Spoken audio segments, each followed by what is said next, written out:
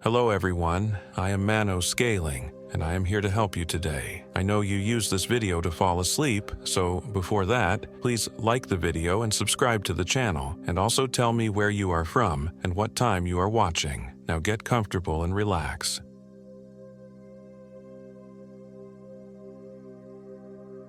My name is Jennifer Williams, and I am 32 years old. This happened in the Olympic National Forest near Lake Crescent, Washington, 3 years ago. I still haven't fully processed what occurred during those 5 days, but I need to document it before the memories begin to fade or worse, before I convince myself it was all in my head.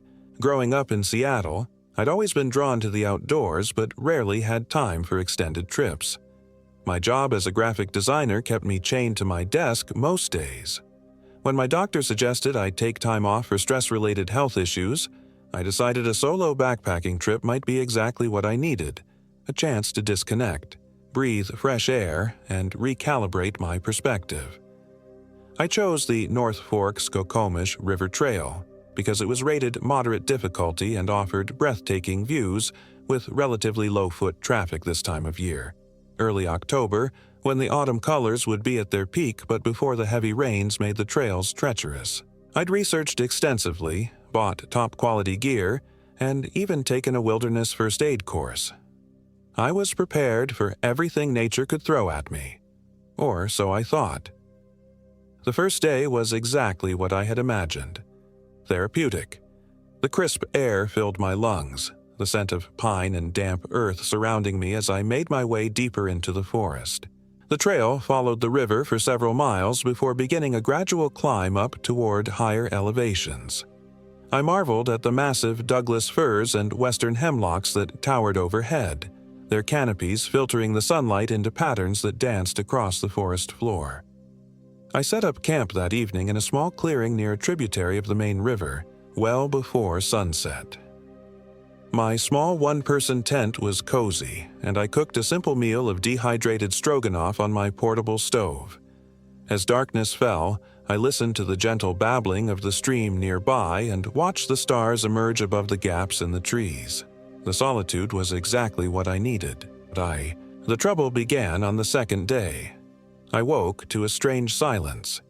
The usual morning chorus of birds was absent, and even the sound of the stream seemed muted somehow. A heavy mist hung between the trees, obscuring visibility beyond about 20 feet. I attributed the eerie quiet to the weather and packed up my gear. The trail that day would take me to the Enchanted Valley, a stunning alpine meadow surrounded by waterfalls that cascaded down sheer rock faces. Despite the fog, I was eager to reach it before making camp. I checked my GPS to confirm my route and set off. 3 hours into my hike, I realized something was wrong. According to my map, I should have reached a distinctive landmark, a wooden bridge crossing a steep ravine, but there was no sign of it. I checked my GPS again, but the screen showed only static before going dark completely. Dead battery, I assumed, though I'd charged it fully the night before. I pulled out my backup, a physical map and compass. The compass needle spun lazily, refusing to settle on north. I tapped it against my palm, thinking it was stuck, but it continued to rotate slowly, as if drawn by multiple magnetic fields. That's not possible, I whispered to myself, the sound of my voice startlingly loud in the silence. With a growing sense of unease, I decided to retrace my steps back to my previous campsite. At least there, I could reorient myself and figure out what had gone wrong with my navigation tools. I turned around and began walking back the way I'd come, or at least the way I thought I'd come. After an hour of hiking, nothing looked familiar.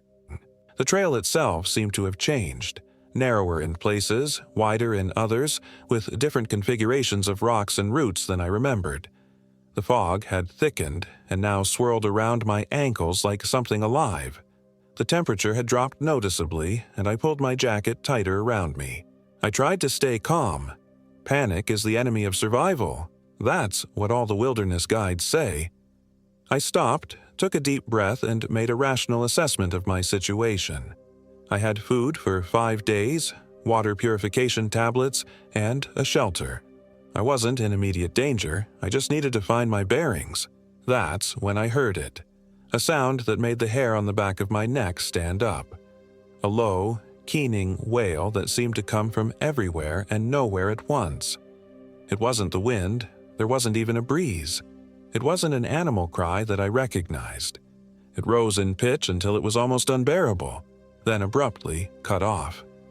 In the silence that followed, I heard something else, the snap of a branch breaking, somewhere in the fog to my left. "Hello?" I called out, thinking, hoping, it might be another hiker. "Is someone there?"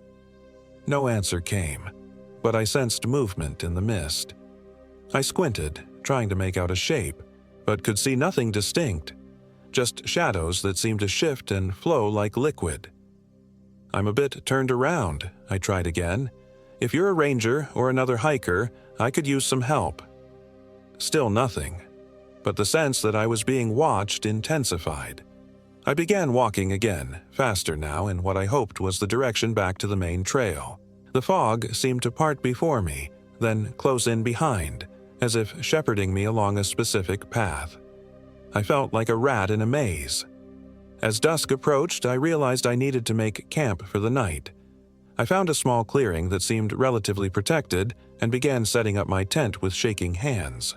The silence was oppressive by now, broken only by the sounds of my own movements and increasingly rapid breathing. I was struggling with the tent poles when I heard what sounded like whispers coming from the trees around me. I froze, listening intently. I couldn't make out any words, just the sibilant sound of hushed voices. I whirled around, scanning the misty forest. "Who's there?" My voice cracked. "This isn't funny." The whispering stopped. I finished setting up my tent in record time and crawled inside, zipping the door closed behind me. I lay on my sleeping bag, heart pounding, straining to hear anything outside.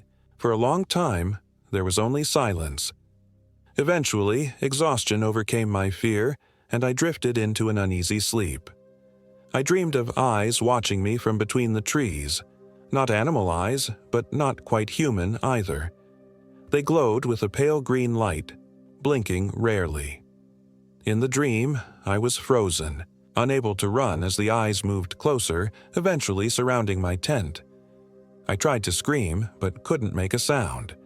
I woke with a start just before dawn, drenched in sweat despite the cold. The first thing I noticed was the smell. A putrid odor like rotting meat mixed with something chemical that burned my nostrils. The second thing I noticed were the handprints on the outside of my tent, visible as shadows against the fabric where something had pressed against it in the night. My heart hammered against my ribs as I watched the silhouettes of the prints slowly fade, as if whatever had made them had only just left at the sound of my waking. I sat perfectly still, afraid to make a sound, until the full light of day filtered through the fog. When I finally worked up the courage to unzip the tent, I found my backpack, which I'd left in the tent vestibule, open and its contents strewn about. My food was untouched, but my map was missing. So was the small canister of bear spray I'd brought for protection. That's when I first saw the symbol. Scratched into the trunk of a nearby tree was what looked like a stick figure with elongated limbs and no distinct head, just a swirling pattern where the face should be. Below, it was a series of marks that resembled letters, but in no alphabet I recognized. I gathered my scattered belongings with trembling hands and packed up quickly. I needed to get out of there, to find my way back to civilization. The problem was, I no longer knew which direction to go. Without my map or working GPS, I was navigating blind. I decided to head downhill, reasoning that it would eventually lead me to a water source, which might in turn lead to a main trail or a road. The forest seemed different in the daylight, denser, older somehow. The trees were massive, their trunks covered in thick moss that grew in unusual patterns, almost like symbols or letters. The fog had lifted slightly, but the sky above the canopy was a uniform gray, giving no indication of the sun's position to help me navigate. As I walked, I began to notice other disturbing details. Trees with deep gouges in their bark, as if something with massive claws had been marking territory. small cairns of rocks arranged in patterns that seemed deliberate but incomprehensible. And twice, I passed crude effigies made of twigs bound together with what looked like human hair. I tried to convince myself these were left by other hikers, perhaps as some kind of prank or art project, but deep down, I knew better. There was an intelligence behind these markers, but not a human one, at least not entirely human. Around midday, I came across a stream and decided to follow it downstream. Water sources often led to trails or roads eventually. As I walked alongside it, I noticed the water was unusually dark, almost black in places, and had an oily sheen on its surface. Still, it was flowing, and that gave me a direction. The stream led me to a small pond. On the far side, partially hidden by a stand of alders, was what appeared to be a cabin. My heart leapt at the sight of a man-made structure, the first I'd seen in days. I hurried around the pond, calling out as I approached. "Hello? Is anyone there? I'm lost and could use some help." No answer came from the cabin. As I got closer, I could see that it was old, very old. The logs had rotted in places, and the roof sagged dangerously in the middle. It looked as if it had been abandoned for decades. Still, it might contain something useful, a map, perhaps, or at least some indication of where I was. The door hung partially open on rusted hinges. I hesitated at the threshold, listening for any sound from within. Nothing. I pushed the door open wider and stepped inside. The interior was a single room, dimly lit by the gray daylight filtering through two small, grimy windows. A stone fireplace dominated one wall, its hearth filled with ancient ash. A wooden table stood in the center, with a single chair beside it. A narrow bed frame occupied one corner, its mattress long gone. What made my blood run cold were the walls. Every inch was covered with the same strange symbols I'd seen carved into the trees. Some were drawn in what looked like charcoal.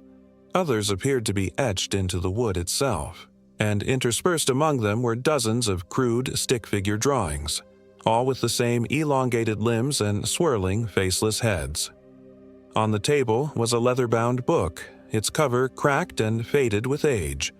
With a shaking hand, I opened it. The pages were filled with handwritten text, the ink brown with age. The handwriting started out neat and precise but became increasingly erratic toward the end of the journal. I realized I was looking at the diary of someone named Thomas Ward, dated 1937. He'd been a Forestry Service employee, dispatched to this remote area to survey timber resources. His early entries were mundane reports about tree species and terrain, but about a third of the way through, the tone changed dramatically. April 17, 1937. I heard the voices again last night. They speak in whispers just below the threshold of understanding.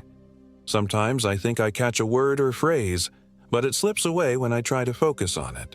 The fog hasn't lifted in 3 days now.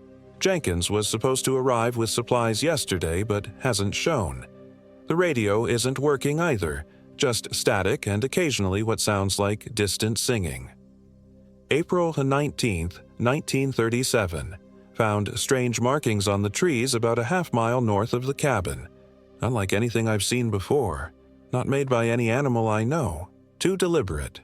Too intelligent. Jenkins still hasn't arrived. I'm starting to worry. April 23, 1937. She came to the edge of the clearing today. Just stood there watching me. I couldn't make out her face. It seemed to shift and flow like the fog itself. Called herself Esther. Said she's lived in these woods since before they were woods. Nonsense. Of course. But there's something about her that chills me to the bone. She asked if I would join them. I refused. She just smiled, at least I think she did, and said I would come around. The entries continued, becoming more disturbed and rambling. Thomas described seeing people in the woods who moved in unnatural ways, their joints bending at impossible angles. He wrote about dreams where he was led deep into caves beneath the forest floor, where they were preparing for something. And he wrote about Esther, who visited him regularly, each time appearing less human than before. The final entry sent ice through my veins. May 9th, 1937. I understand now. The forest isn't just trees and earth, it's her. All of it. And she's hungry. So hungry. The others, they were like me once. Now they're part of her. Inside out and upside down. The symbols are a language. I can read them now. They tell how to become part of her. How to shed this fragile skin and join with the ancient thing that sleeps beneath the roots. I've been fighting so long. I'm tired. Tonight, when Esther comes, I'll say yes. I'll go with her to the hollow tree. I'll let her turn me inside out. I'll finally understand the whispers. The journal ended there. I closed it with trembling hands and backed away from the table. That's when I noticed something I'd missed before. A dark stain that spread across the wooden floor from beneath the bed frame. It looked like old blood, a lot of it. I ran from the cabin then, blind panic driving me back into the woods. I no longer cared which direction I went as long as it was away from that terrible place. I ran until my lungs burned and my legs gave out beneath me. I collapsed on the forest floor, gasping for breath. As I lay there, trying to calm myself, I realized the forest had gone completely silent again. No birds, no insects, not even the sound of wind in the trees. Just my own ragged breathing and pounding heart. Then I heard it. A soft, melodic humming coming from somewhere behind me. I scrambled to my feet and turned to see a figure standing about 30 feet away, partially obscured by a large cedar tree. It appeared to be a woman, though something about her proportions seemed subtly wrong. She was tall, too tall, and impossibly thin. She wore what looked like an old-fashioned dress, its once white fabric now gray and tattered. Her face was hidden in shadow, but I could feel her eyes on me. "Are you lost, dear?"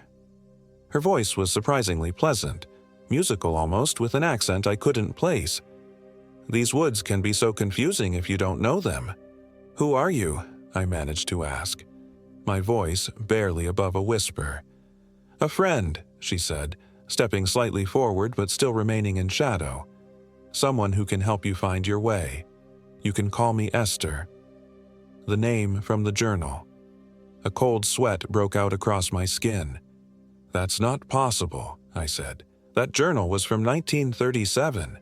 She laughed, a sound like wind chimes that somehow made my teeth ache. "Time moves differently here in the hollows. Hasn't anyone told you? Days outside might be years here, or years might be moments. It all depends on what she needs."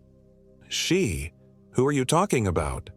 Esther cocked her head at an angle that seemed to bend too far. "The forest, of course. The old one beneath.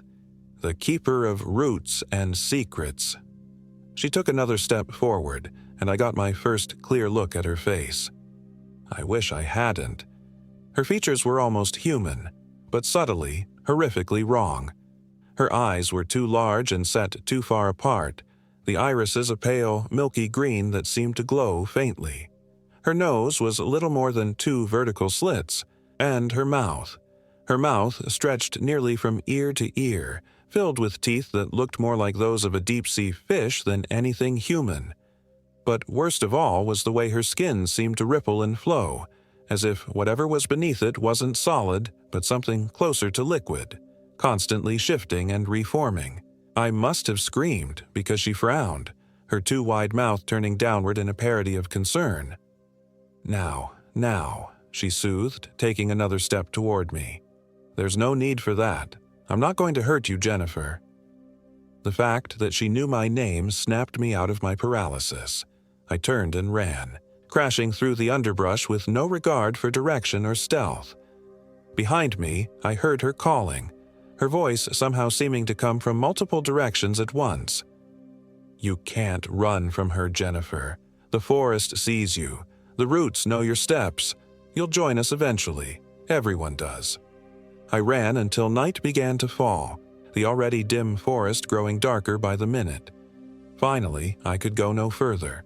I collapsed against the trunk of a massive Douglas fir, gasping for breath, my legs burning from exertion. I needed to rest, to think, to figure out a plan. That's when I noticed the symbols carved into the tree I was leaning against, the same swirling patterns I'd seen in the cabin. I pushed away from the trunk, spinning around to see similar markings on nearby trees. In the gathering darkness, they seemed to pulse with a faint phosphorescent glow. I was surrounded by them. With the last of my strength, I set up my tent in a small space between the marked trees. I had no choice. I couldn't keep running in the dark.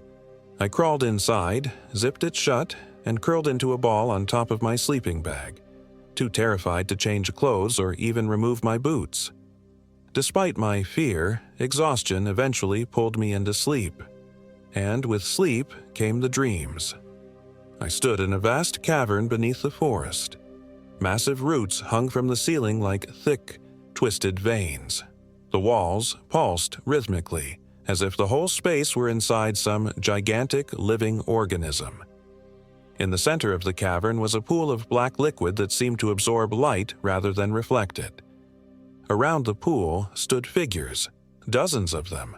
Some appeared human, others decidedly not. All had the same wrong proportions I'd noticed in Esther, the same fluid quality to their movements. They swayed in unison, chanting in a language that hurt my ears but that, horrifyingly, I found I could almost understand. Esther was there, standing at the edge of the black pool. Next to her was a man in the tattered remains of what might once have been a Forestry Service uniform. His skin had the same rippling quality as hers, his features distorted in similar ways. With a jolt, I realized I was looking at Thomas Ward, or what had once been Thomas Ward. They saw me watching and smiled their too wide smiles. Esther beckoned me forward. "It's time, Jennifer," she said, her voice echoing strangely in the cavern. "Time to join with her, to become part of something ancient and wonderful. No more loneliness, no more stress, just belonging." In the dream, I found myself walking forward, drawn to the black pool despite my terror. As I approached, the liquid began to roil and churn. Something vast was rising from its depths. I woke, screaming, drenched in sweat, to find my tent glowing with an eerie green light. The light came from outside, filtering through the tent fabric to cast everything inside in a sickly emerald hue.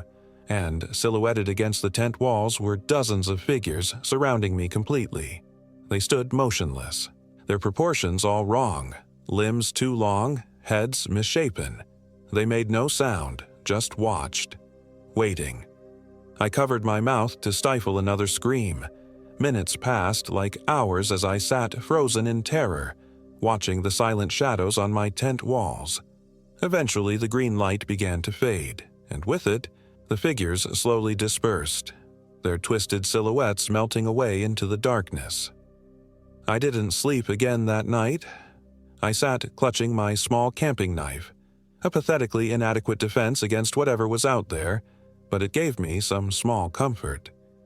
As the first gray light of dawn filtered through the trees, I packed up my few remaining supplies and set out again, determined to find a way out of this nightmare forest.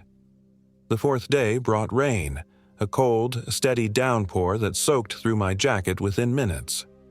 In a way, it was a relief. The rain washed away the strange oily fog and made the forest feel more normal, more natural. The constant patter of droplets on leaves broke the unnatural silence that had been my constant companion. I continued to head downhill, still following the principle that it would eventually lead me to a larger water source. By midday, the narrow game trail I'd been following widened noticeably, showing signs of human traffic, boot prints in the mud, an occasional candy wrapper. My spirits lifted. I had to be approaching a main trail. Sure enough, by late afternoon, I emerged onto a wider, well-maintained path that I recognized from my map as part of the North Fork Skokomish trail system. For the first time in days, I knew exactly where I was. According to my mental map, if I followed this trail south for about 7 miles, I would reach the trailhead where I'd parked my car. The rain had stopped, and shafts of actual sunlight broke through the clouds, dappling the wet forest floor. Birds called from the trees, and twice I spotted deer watching me curiously from the underbrush. Everything felt so normal, so right, that I began to wonder if I'd imagined the whole ordeal, if stress and isolation had caused some kind of psychological break. Then I came around a bend in the trail and saw her, Esther. She stood in the middle of the path about 50 yards ahead, still wearing her tattered white dress, now soaked through from the rain. Her too wide smile gleamed in the shifting sunlight. "You're going the wrong way, Jennifer," she called, her voice carrying unnaturally in the damp air. "The path you seek lies deeper in, not out." I stopped dead in my tracks. This couldn't be happening. Not here, not on a marked trail so close to civilization.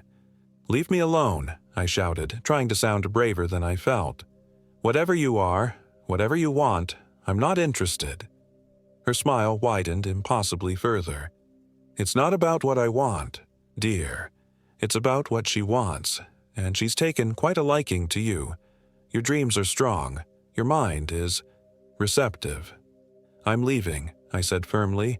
"I'm going back to the trailhead, and then I'm driving home to Seattle, and I'm never coming back to these woods again." Esther tilted her head at that horrible, unnatural angle. "Are you certain? Look behind you, Jennifer." Every instinct screamed not to take my eyes off her, but something compelled me to glance back over my shoulder. The trail I'd been following was gone. In its place was dense underbrush, as if no path had ever existed there. When I whipped my head back around, Esther was much closer, only about 20 feet away now. I hadn't heard her move. "The Hollows doesn't let go so easily," she said, her voice almost gentle. "Once you've been marked by her, you belong to these woods. You can run in circles for days, thinking you're making progress, but you'll always end up back where she wants you." "That's not possible," I whispered, though the evidence of my own eyes told me otherwise. "There's only one way out now," Esther continued, taking another silent step toward me. "Through the black pool. Join us, Jennifer. Become part of her. It's not so terrible, truly. There's a freedom in it, a belonging you've never known." As she spoke, I noticed movement in the forest around us. Figures emerged from between the trees, people of all ages, men and women, all with the same wrong proportions, the same fluid quality to their skin, the same too wide smiles and milky green eyes. They formed a loose circle around us, watching silently. All these people, Esther gestured to the gathering crowd, were lost once, just like you, fighting, running, exhausting themselves. Now they're part of something greater, something eternal. One of the figures stepped forward, a young man who might have been handsome once before whatever had happened to distort his features. "It's peaceful," he said, his voice having the same musical quality as Esther's. "No more struggling, no more fear, just belonging." "This is insane," I said, backing away until I bumped into one of the silent watchers. I jumped forward with a yelp. "You've seen the symbols," Esther said. "You've read Thomas's journal. You know this is real. The forest has been here since before humans walked upright, Jennifer. She's patient, she can wait, but you're wandering in circles, your fear, your isolation. It's unnecessary suffering." As she spoke, I noticed something odd. A beam of sunlight had broken through the canopy, illuminating a patch of ground to my right. In that shaft of light I could see a normal forest path, the actual trail I'd been following before Esther appeared. Was it possible? Was this all some kind of elaborate illusion? A hallucination brought on by fear, stress, and isolation? I had to take the chance. Without warning, I sprinted toward that patch of sunlight, diving through the circle of watchers. They made no move to stop me, though I felt cold fingers brush against my arm as I passed. I hit the real trail running and didn't look back. Behind me, I heard Esther's lilting voice call out, "Run, all you want. Jennifer, the roots know your steps. She's tasted your dreams now." I ran until my lungs burned, following the trail as it descended toward the valley floor. The forest around me seemed normal again. No symbols carved into trees, no watching eyes, no unnatural silence. Just the ordinary sounds of wildlife and wind in the branches. By nightfall, I reached a campground with actual people. Normal, human backpackers sitting around fires, cooking meals, laughing and talking. I must have looked a frightful mess because a middle-aged couple immediately invited me to share their fire and offered me hot tea and part of their dinner. I made up a story about getting separated from my hiking partner and losing most of my gear in a stream crossing.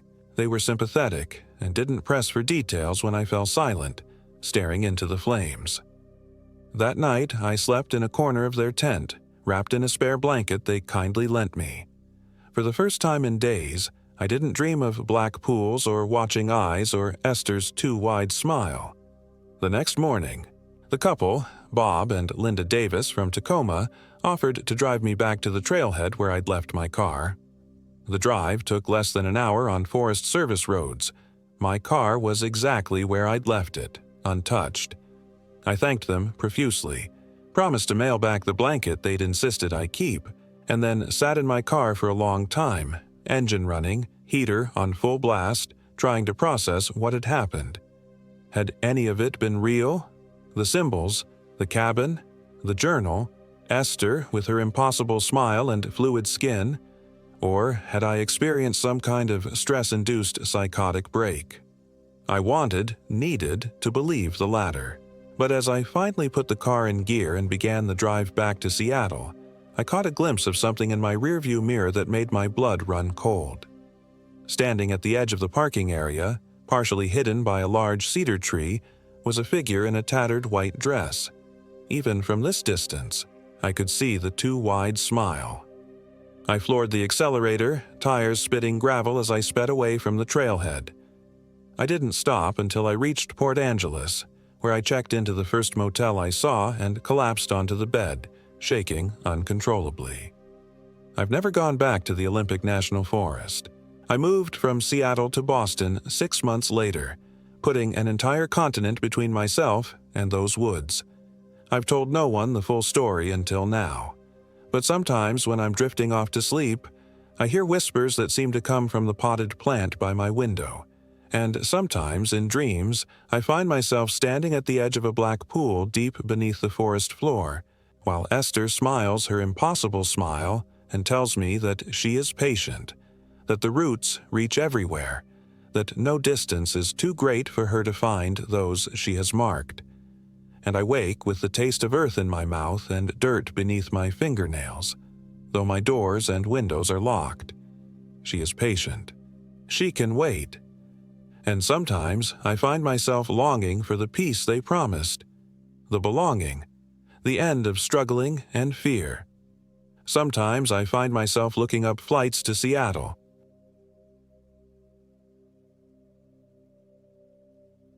My name is Emily Hall, and I am 32 years old. This happened in the Olympic National Forest last October, during what should have been a rejuvenating weekend hike with my closest friends from grad school. The four of us had been planning this trip for months. After 5 years of scattered across the country with our respective careers, we were finally reuniting for a weekend of catching up and reconnecting with nature. Megan Richards, my roommate from our university days, had suggested the trail, a lesser-known route in the Buckhorn Wilderness area of Olympic National Forest. According to her, it offered breathtaking views of Mount Constance without the crowds that plagued more popular hiking destinations.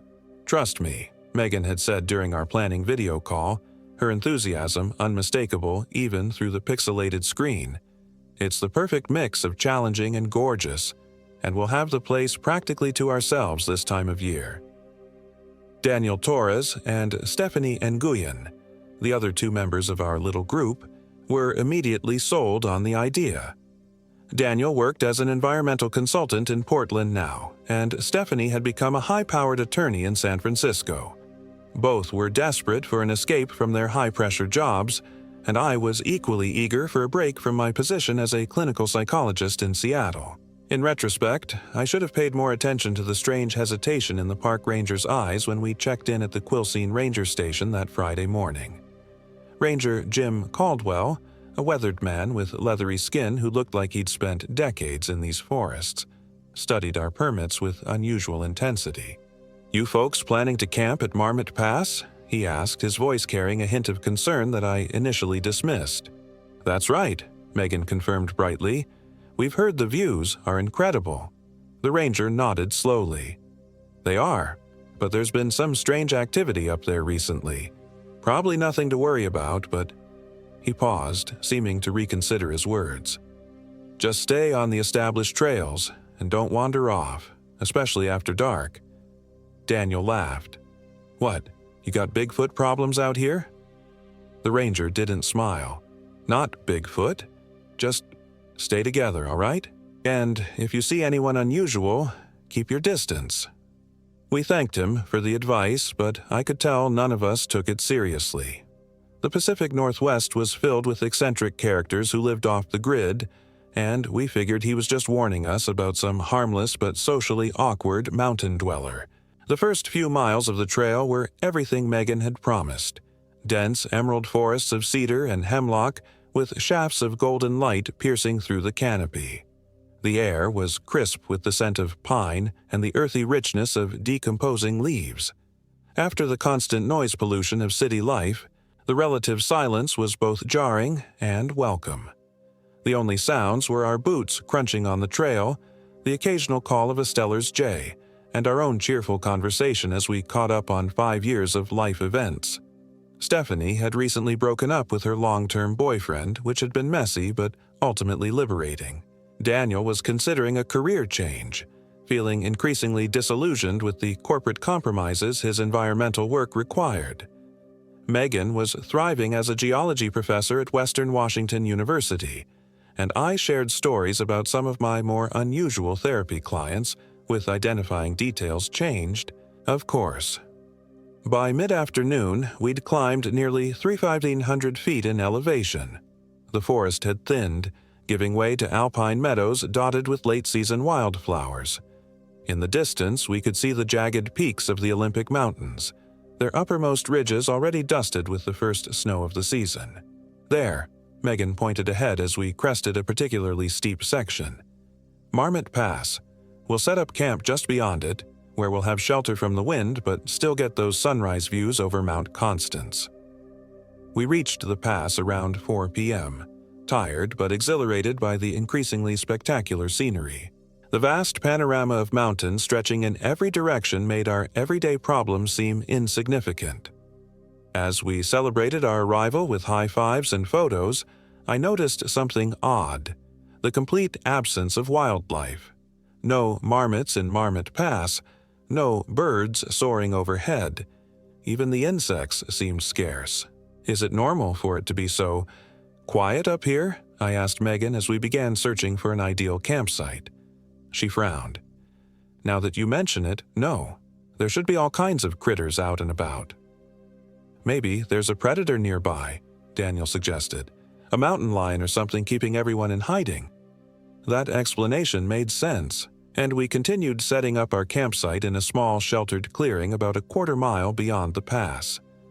As we unpacked our supplies, Stephanie suddenly froze, staring at something behind me. "Did you guys see that?" she asked, her voice unnaturally tight. We all turned to look where she was pointing, toward a dense cluster of subalpine firs about 50 yards from our campsite. "See what?" Daniel asked after a moment of silence. "I thought I saw someone watching us," Stephanie said, still staring into the trees. "Just for a second. A face, pale, peeking out from behind that big tree." We all strained our eyes, but there was nothing visible now. "Probably just a deer," Megan suggested, though she didn't sound convinced. "Yeah, probably," Stephanie agreed, but I could tell she was unsettled. So was I. Something about this place suddenly felt wrong. As the afternoon waned into evening, we finished setting up our 2 tents and prepared dinner on our camp stoves. The 4 of us sat in a small circle, eating freeze-dried pasta and sharing a bottle of whiskey that Daniel had packed in, despite my half-hearted protests about the added weight. As darkness fell, the temperature dropped rapidly. We built a small campfire in an existing fire ring and huddled close, watching the flames dance as we reminisced about our college days. Yet despite the warmth of the fire and the company, I couldn't shake the feeling that we were being watched. "Did you guys hear that?" Daniel suddenly asked, interrupting Megan's story about a disastrous field trip with her students. We all fell silent, listening intently. At first, I heard nothing but the crackling of our fire and the soft whisper of wind through the trees. Then it came. A faint, distant sound that raised the hair on the back of my neck. It was singing, but not like any singing I'd ever heard before. A single voice, high and wavering, weaving through the darkness from somewhere in the mountains. "That's creepy," Stephanie whispered, unconsciously moving closer to the fire. "It's probably just another camper," Megan said, but even she sounded uncertain. The singing continued for several minutes, never seeming to get closer or farther away.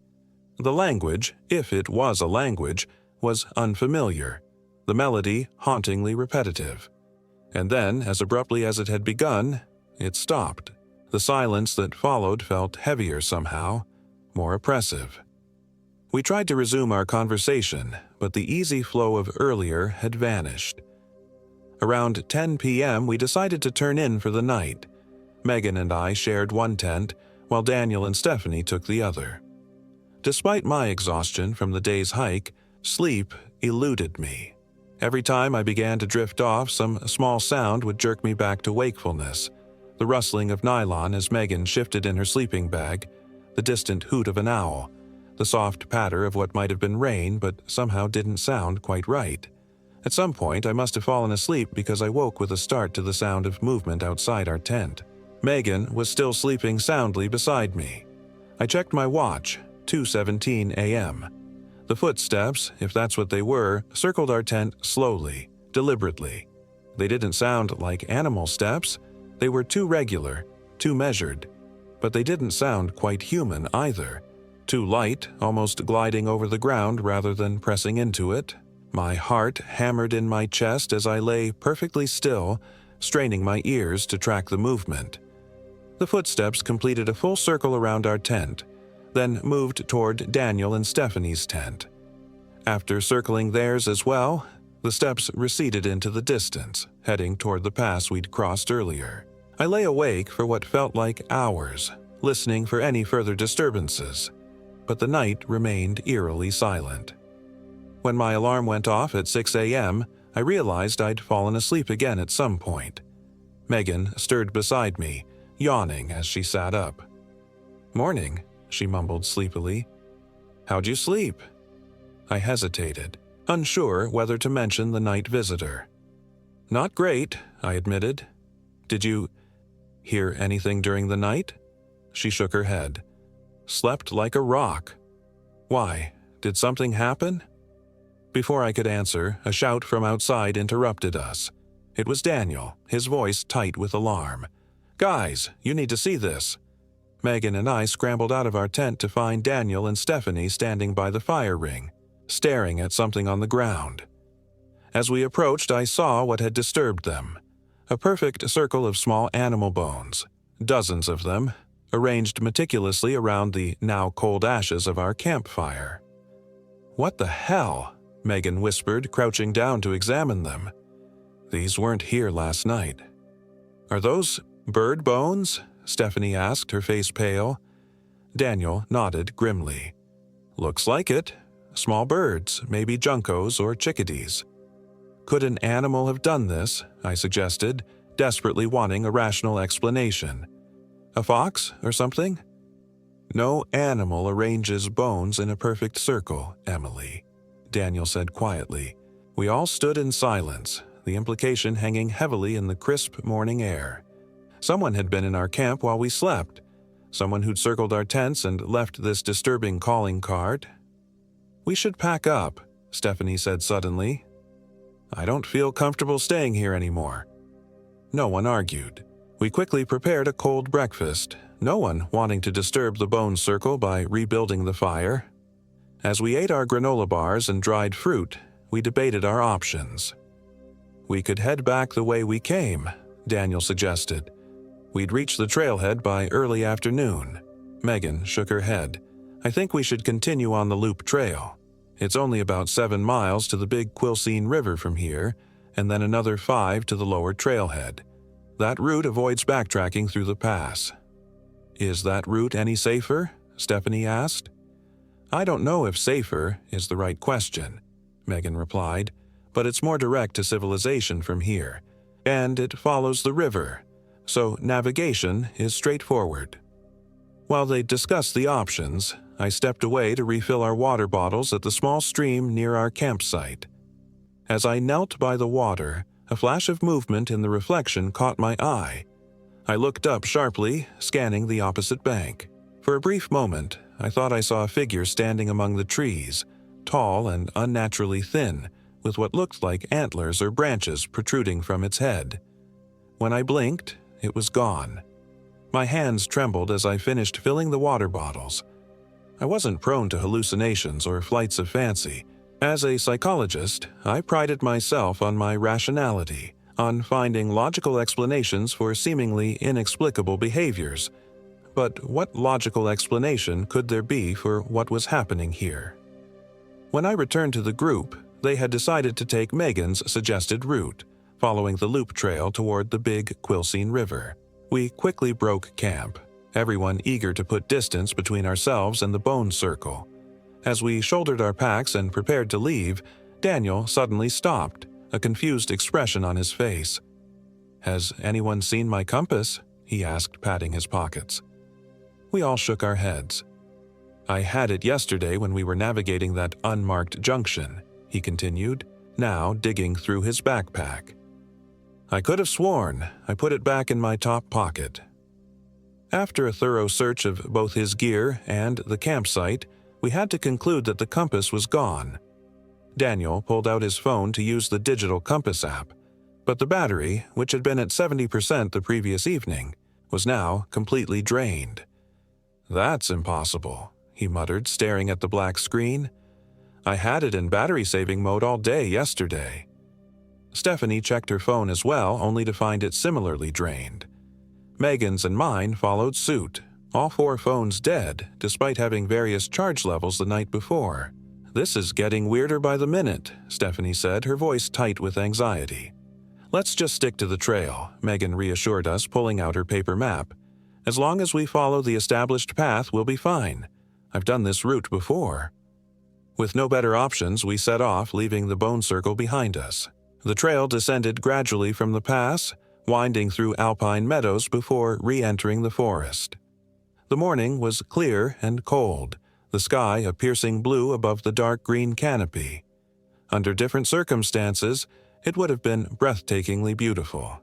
But none of us were in the mood to appreciate the scenery. We hiked in tense silence, jumping at every snapped twig or rustling leaf.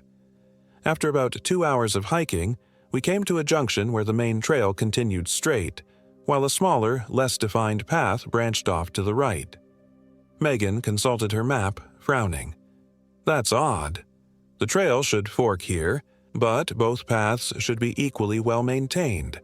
This right one looks like a game trail. Maybe there's been a reroute, Daniel suggested. Without signage? That's not standard practice, Megan replied, studying the map more closely. According to this, we need to take the right fork to reach the river. As we stood deliberating, I noticed something peculiar about the forest ahead, along the straight path. The trees seemed to bend inward slightly, creating a tunnel-like effect that was subtle but undeniably deliberate. It reminded me of pictures I'd seen of the dark hedges in Ireland. Beautiful, but with an underlying sense of menace. I don't like this, Stephanie said, voicing what we were all thinking. Something's not right about these trails. After some discussion, we decided to trust Megan's map and take the right fork, the one that looked like a game trail. It was overgrown in places, forcing us to push through dense underbrush that scratched at our exposed skin and caught on our clothing. The forest here felt different. older somehow, the trees massive and gnarled, their branches blocking out much of the sunlight. As we hiked, I began to notice strange markings on some of the trees, intricate symbols carved into the bark, similar to runes but unlike any alphabet I recognized. When I pointed them out to the others, Daniel suggested they might be trailblazes, but Megan shook her head. Trailblazes are standardized and simple, she explained. These are something else. The marked trees became more frequent as we continued, always on the right side of the trail. It was impossible not to feel they were guiding us or herding us in a specific direction. Around noon, we stopped for a quick lunch in a small clearing. The mood was somber as we ate our trail mix and jerky. No one wanted to acknowledge the growing sense that we had stumbled into something beyond our understanding. "We should reach the river soon," Megan said, studying her map again. "Once we hit water, navigation gets much simpler. We just follow it downstream." We'd just packed up our food and were preparing to continue when a blood-curdling scream echoed through the forest. A woman's voice, filled with absolute terror, coming from somewhere ahead of us on the trail. Without thinking, Daniel immediately started running toward the sound. Stephanie called after him, but he either didn't hear or ignored her. After a moment's hesitation, the three of us followed, pushing through the underbrush as quickly as we could. We caught up to Daniel about 200 yards down the trail. He stood frozen, staring at something on the ground. As we approached, I saw what had stopped him in his tracks. A hiking boot, a woman's boot, fairly new, with a distinctive purple lace. It lay on its side in the middle of the trail, with no sign of its owner. "Hello," Daniel called out, his voice echoing through the trees. "Is anyone there? Do you need help?" Silence answered him. "We should keep moving," Megan said after a moment, her voice unsteady. "If someone's in trouble, they might be at the river." "We can't just leave," Stephanie protested. "Someone might be hurt." "And we have no phones, no compass, and no idea what we're up against," Megan countered. "The best thing we can do is get to civilization and send back proper help." The logic was sound, but it felt wrong to continue without searching for whoever had screamed. After a heated discussion, we compromised. Daniel and I would search the immediate area for about 20 minutes while Megan and Stephanie waited on the trail. If we found nothing, we would all continue toward the river. Daniel and I spread out, moving carefully through the dense forest on either side of the trail, calling out periodically. The forest seemed to absorb our voices, the thick vegetation dampening the sound. As I pushed through a particularly dense thicket of salal bushes, I emerged into a small, perfectly circular clearing that I was certain had been created deliberately. The ground at the center was bare dirt, with the same strange symbols we'd seen on the trees drawn into it, with what looked disturbingly like dried blood. At the edges of the clearing stood 7 small cairns, stacks of stones balanced with impossible precision. Draped over each cairn was what appeared to be a strip of fabric, and with a jolt of horror I realized they were torn pieces of clothing, different colors and patterns but all unmistakably human garments. I backed away slowly, not wanting to disturb anything in this clearly ritualistic space. As I retreated, my foot caught on something partially buried in the soft forest floor. Looking down, I uncovered a small leather-bound journal. Without thinking, I stuffed it into my jacket pocket, then hurried back toward the trail, suddenly desperate to be with the others. When I reached them, I found Daniel had already returned, looking frustrated and worried. "Nothing," he reported. "Not another trace. It's like whoever screamed just vanished." I hesitated, then described the clearing I'd found, showing them the journal but not mentioning I'd taken it from the site. Something told me it was important, perhaps containing information that might help us understand what was happening, but I also sensed that the others might insist on leaving it behind if they knew its origin.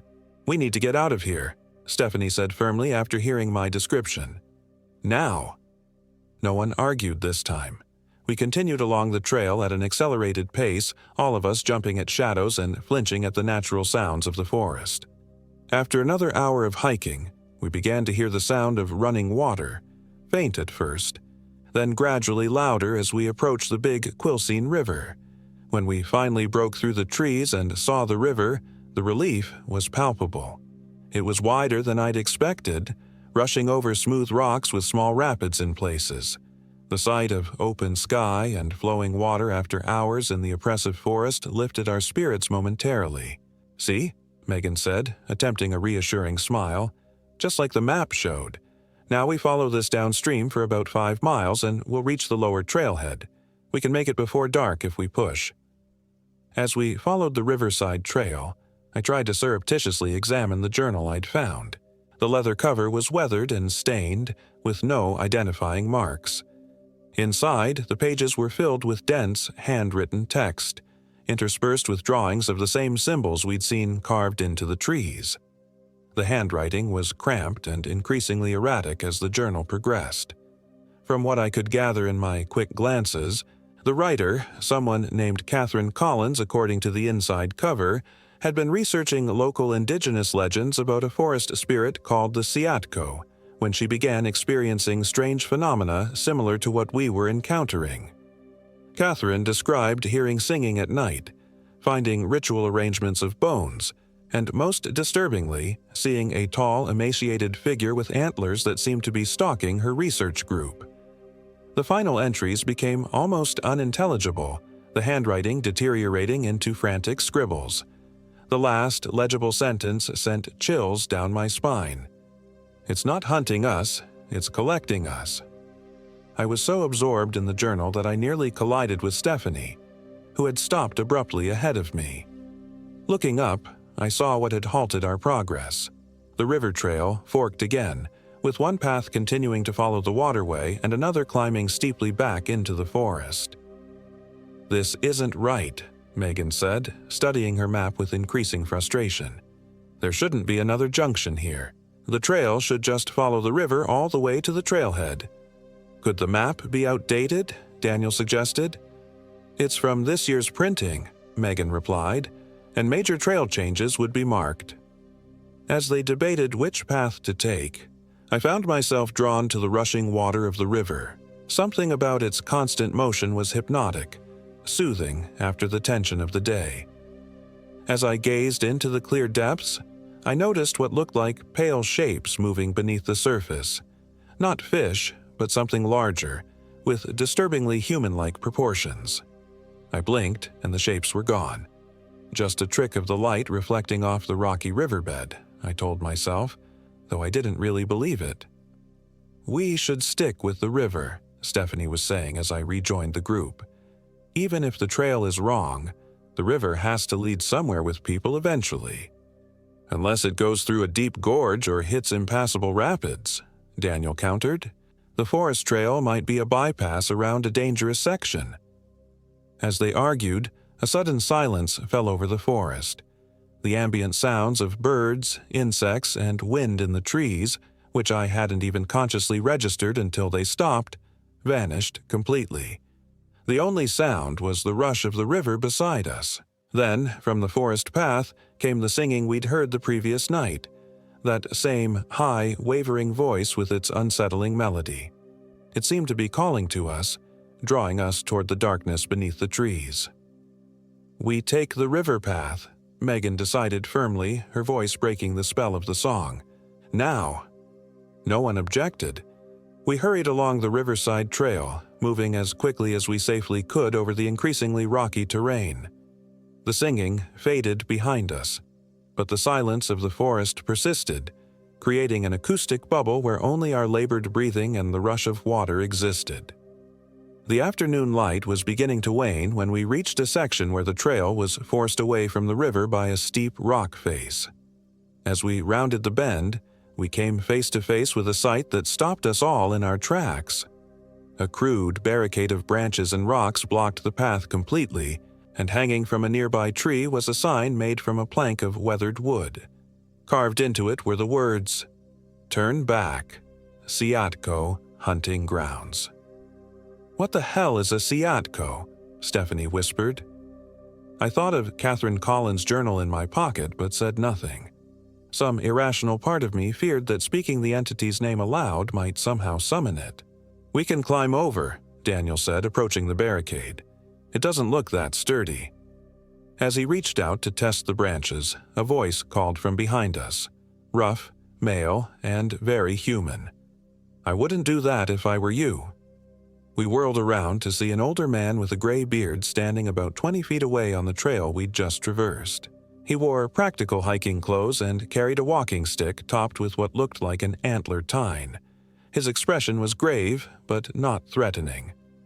"Who are you?" Megan demanded, positioning herself protectively in front of our group. "Name's Walter Blackwood," the man replied. "I live a few miles downstream. When I saw 4 sets of fresh tracks heading this way, I figured I'd better come warn you." He gestured toward the barricade. "That's there for a reason." "What reason?" Daniel asked, his voice tense. Walter studied us for a moment before answering. "This section of the forest isn't safe. Hasn't been for generations. The local tribes knew to avoid it. Now the Park Service pretends there's nothing wrong, reroutes the trails when things get too obvious, but they know too." He tapped the sign. "I maintain this barricade myself." "What exactly are we being warned about?" I asked, though I was beginning to suspect I knew the answer. Walter's eyes fixed on mine, somber and knowing. "The old-timers called it Siatko. Something like a Wendigo, but specific to these mountains. Looks like a man sometimes, like a deer others. Lures hikers off trails, collects them." He paused. "You've seen the signs already, haven't you? Heard the singing, found its arrangements. The bone circle, the strange symbols, the abandoned boot." We nodded slowly. "Then you're lucky I found you," Walter said, "because it's already hunting you." He led us a short distance back along the trail to a narrow game path that descended steeply toward the river. "This leads to my cabin," he explained. "You can stay the night, head out at first light tomorrow. There's a logging road about a mile past my place that'll take you back to civilization." We had a little choice but to trust him. The alternative was spending another night in the forest, which none of us wanted to consider. We followed Walter down the steep path as the last of the daylight faded from the sky. His cabin turned out to be a surprisingly spacious 2-room structure built of hand-hewn logs, situated on a small bluff overlooking the river. Solar panels on the roof provided basic electricity, and a wood stove radiated welcome heat throughout the main room. The walls were lined with bookshelves filled with volumes on local history, indigenous cultures, and wilderness survival. "Make yourselves comfortable," Walter said as he built up the fire. "I don't get many visitors these days." As he prepared a simple but hearty stew for dinner, Walter explained that he'd been living in these woods for over 40 years. A former anthropology professor at the University of Washington, he'd originally come to study the legends of the Olympic Peninsula tribes, but had stayed after a close encounter with the Siatko claimed the life of his research partner. "I've been documenting its activities ever since," he told us as we ate around his rough-hewn table, "trying to understand its patterns, its purpose." "And what have you learned?" I asked. Walter's expression darkened.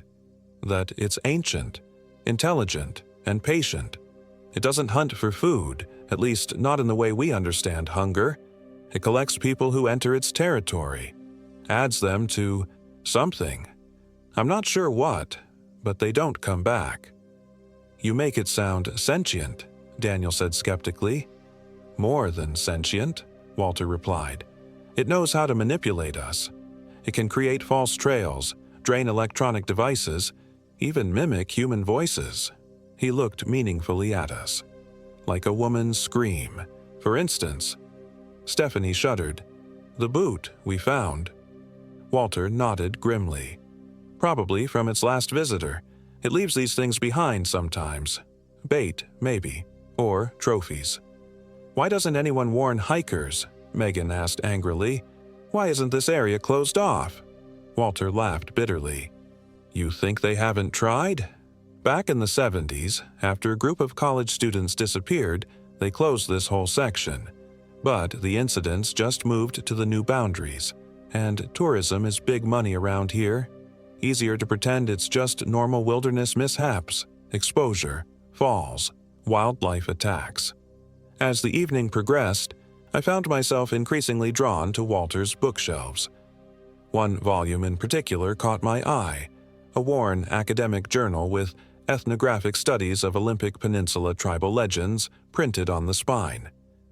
When I pulled it down, it fell open to an article about the Siatko legend, authored by Walter Blackwood and Catherine Collins. My heart skipped a beat. I glanced toward Walter, who was deep in conversation with Daniel about the local ecosystem. Carefully, I flipped through the article, finding a small photograph of the authors at the end.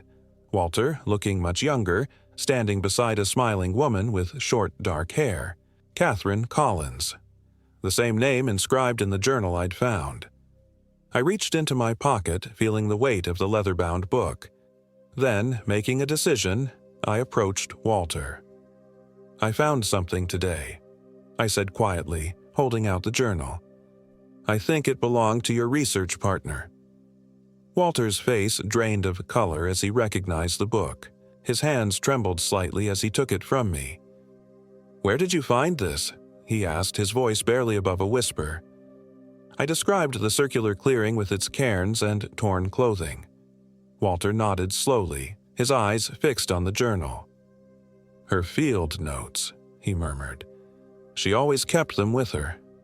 He looked up at me, his expression haunted. That clearing wasn't there 20 years ago. It's expanding its territory. This revelation cast a pall over the group. We'd thought we would be safe once we reached Walter's cabin, but his words suggested the danger was growing, spreading further each year. "We need to leave at first light," Stephanie said firmly. "Get back to the ranger station and report everything we've seen." Walter nodded absently, still absorbed in Catherine's journal. Yes. I'll guide you to the logging road at dawn. You should be able to reach the highway by mid-morning if you maintain a good pace." Despite our exhaustion, sleep proved elusive that night. Walter had offered us the floor of his main room, where we laid out our sleeping bags in a tight circle near the wood stove. Outside, the wind had picked up, creating eerie whistling sounds as it moved through the surrounding forest.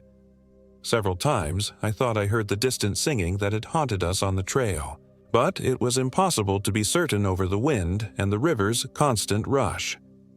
I must have eventually drifted off, because I awoke suddenly to the sound of the cabin door closing. The fire had died down to embers, casting the room in deep shadows. Daniel and Stephanie were still asleep in their bags, but Megan's was empty. Concerned, I slipped out of my sleeping bag and moved quietly to the window. In the faint moonlight filtering through the clouds, I could make out a figure standing at the edge of the clearing. Megan, still in her sleep clothes, staring into the forest. As I watched, she took a step forward, then another, moving with a strange mechanical gait that was nothing like her usual confident stride. I rushed to the door, not bothering to put on shoes, and hurried after her. The night air was bitter cold against my exposed skin, the ground damp and freezing beneath my socked feet. "Megan!"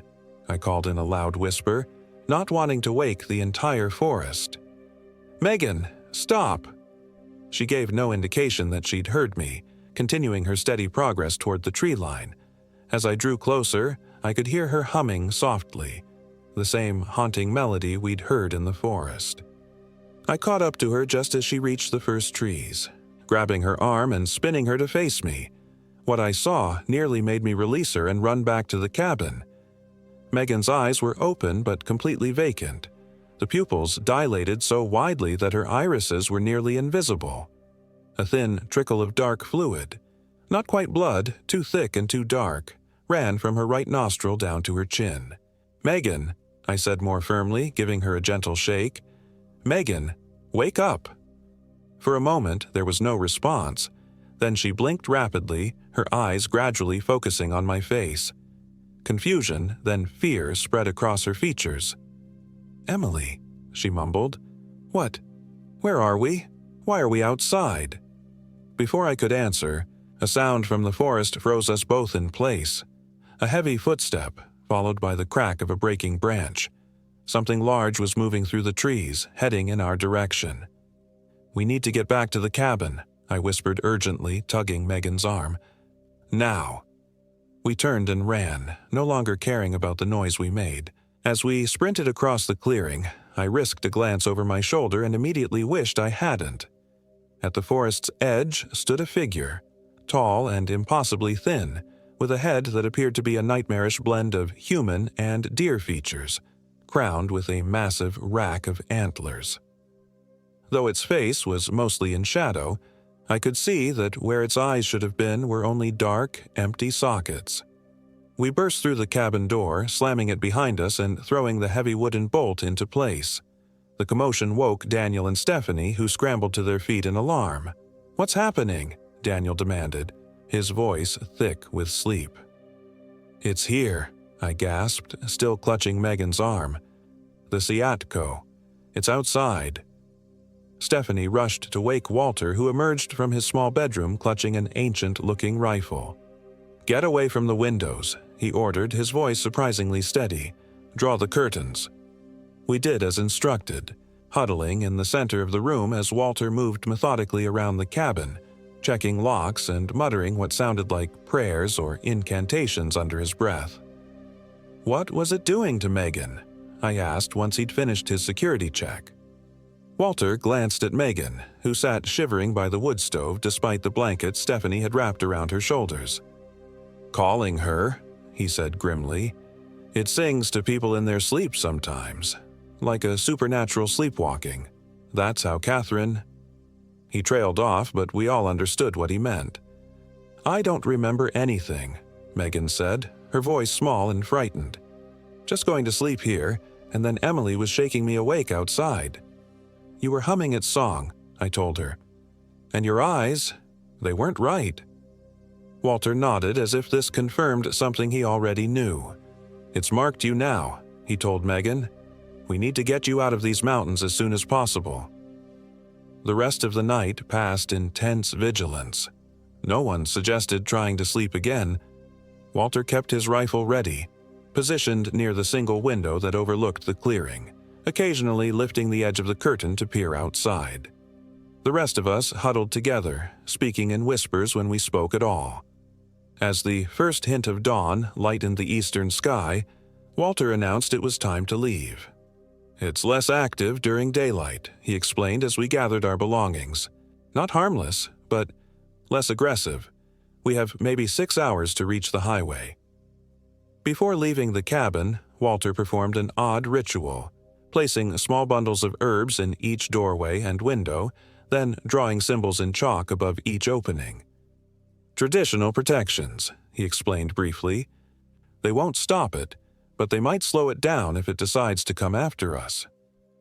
We set out as the sun crested the mountains, bathing the forest in golden light that would have been beautiful under other circumstances. Walter led us down a narrow path that followed the river for about half a mile before turning sharply into the forest, away from the water. "The logging road is about 2 miles this way," he told us, setting a brisk pace. "It's not maintained anymore, but it's clear enough to follow to the highway." The forest felt different in the morning light. Less oppressive, more like a normal wilderness. Birds called from the branches above us, and occasionally small animals rustled in the underbrush. I began to wonder if we had overreacted during the night, if what I'd seen at the forest's edge had been a product of fear and shadow rather than a supernatural entity. Then we found the deer. It lay across our path, its body contorted in a way that was immediately, obviously wrong. At first glance, it appeared to have been turned inside out, its ribcage splayed open and organs arranged in geometric patterns around it. But as we drew reluctantly closer, I realized something even more disturbing. The deer hadn't been killed. It had been reshaped. Its bones had been broken and reset, its muscles and organs rearranged while the creature was still alive, then left to die in this grotesque new form. Stephanie turned away and vomited into the bushes. Daniel stood frozen, his face pale with shock. Megan clutched my arm so tightly her nails dug through my jacket into the skin beneath. Walter, surprisingly, seemed less disturbed than the rest of us. He studied the carcass with the detached interest of a scientist observing an experiment, even crouching down to examine the precise arrangement of the deer's internal organs. "It's sending a message," he said finally, standing up. "This is new behavior. Usually it just takes people. I've never seen it display things like this." "What kind of message?" Daniel asked, his voice hoarse. Walter's gaze swept over our group, lingering slightly longer on Megan. "That it's not giving up, that it wants what it's marked." We skirted widely around the carcass and continued at an even faster pace, no one speaking until we'd put considerable distance between ourselves and the grisly display. When the silence finally broke, it was Stephanie who spoke, her voice tight with controlled panic. "Why us?" she demanded. "Why is this thing after us specifically? There must be dozens of hikers in these mountains." Walter shook his head. "It's territorial, but not indiscriminate. Something about your group caught its attention. Did anything unusual happen before you started noticing the signs? Anything that might have awakened its interest?" We all looked at each other, trying to recall any significant event from our first day on the trail. Nothing seemed particularly noteworthy until Megan suddenly snapped her fingers. "The photograph!" she exclaimed. "At Marmot Pass, we took a group photo. Daniel set up his phone on that cairn." "We disturbed a cairn?" Walter interrupted, stopping in his tracks. Daniel nodded slowly. "Yeah, there was this pile of rocks. I set my phone on it for the timer shot, then we put the rocks back after." "Was that significant?"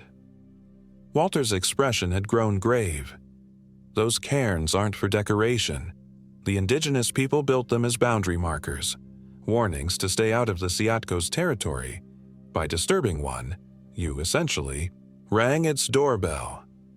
The implications of this simple act, something we'd done without a second thought, settled over us like a cold fog. Our carefree photo op had awakened an ancient predator, setting in motion everything that followed. "We need to move faster," Walter said, breaking the somber silence.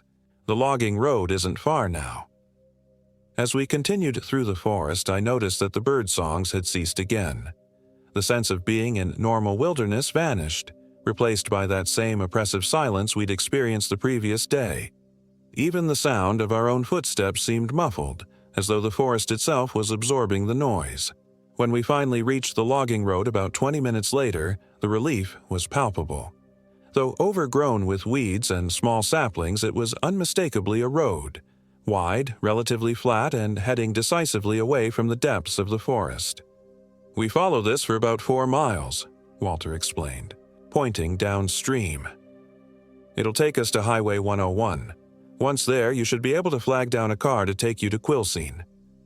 "You're not coming with us?" I asked, surprised. Walter shook his head. "My place is here. Been holding the line for 40 years. Can't leave now." He looked meaningfully at Megan. "But you need to get as far from these mountains as possible. The Siatko has marked you. It won't forget." Megan's hand unconsciously went to her face, touching the spot where that strange, dark fluid had leaked from her nostril during the night. "What does that mean for me? Long term?" Walter's expression softened slightly. "Distance helps. Time, too. After a few months away from its territory, its influence should fade." He didn't sound entirely convinced, but none of us called him on it. We thanked Walter profusely for his help, aware that without his intervention we might still be wandering the forest, or worse. As we prepared to part ways, he handed me a small cloth pouch filled with strongly scented herbs. "Keep this with her," he instructed quietly, nodding toward Megan.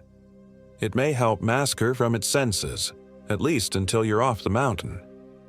With final handshakes all around, Walter turned back toward the forest, and we began our journey down the logging road. The going was easier than on the narrow forest trails, allowing us to maintain a steady pace without having to watch every step. The forest on either side remained unnervingly silent, but with the open sky above us and the clear path ahead, our spirits began to lift slightly. Then Megan collapsed. One moment, she was walking beside me, and the next, she was on the ground, her body convulsing violently. Dark fluid, the same substance I'd seen during the night, poured from her nose, ears, and the corners of her eyes. Her back arched at an impossible angle, and sounds emerged from her throat that no human should be able to make. Clicking, chittering noises interspersed with high-pitched keening. Daniel and I pinned her arms while Stephanie held her legs, trying to prevent her from injuring herself. I fumbled for the herb pouch Walter had given me, managing to press it against her chest despite her wild thrashing. For several terrifying minutes, Megan continued to convulse, her eyes rolled back showing only the whites, her face contorted in a rictus of pain. Then, as suddenly as it had begun, the seizure stopped. Megan's body went limp, her breathing returning to normal. Slowly, her eyes focused again, and she looked up at us in confusion. "What happened?" she whispered. "Why am I on the ground?" Before any of us could answer, a familiar sound reached our ears. Singing, the same haunting melody we'd heard in the forest, but now so loud and clear it seemed to be coming from directly beside us. We all turned toward the source and saw nothing but empty air. "Run," Daniel said simply, helping Megan to her feet. "Now." We ran as best we could down the overgrown road, Daniel and I supporting Megan between us. The singing followed, sometimes seeming to come from in front of us, sometimes from behind, sometimes from all directions at once. The herb pouch remained clutched in Megan's hand, but whatever protection it had offered seemed to be failing. After what felt like an eternity but was probably only 10 or 15 minutes of desperate flight, we heard the most beautiful sound imaginable. The rumble of a vehicle engine in the distance. "The highway!" Stephanie gasped, pointing ahead to where the logging road emerged from the forest. As we approached the junction, the singing abruptly stopped. The sudden silence was almost as unnerving as the ghostly melody had been.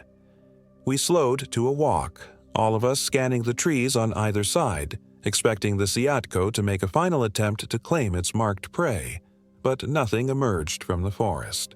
We reached the highway without further incident, collapsing on the gravel shoulder in exhausted relief as cars occasionally whizzed past.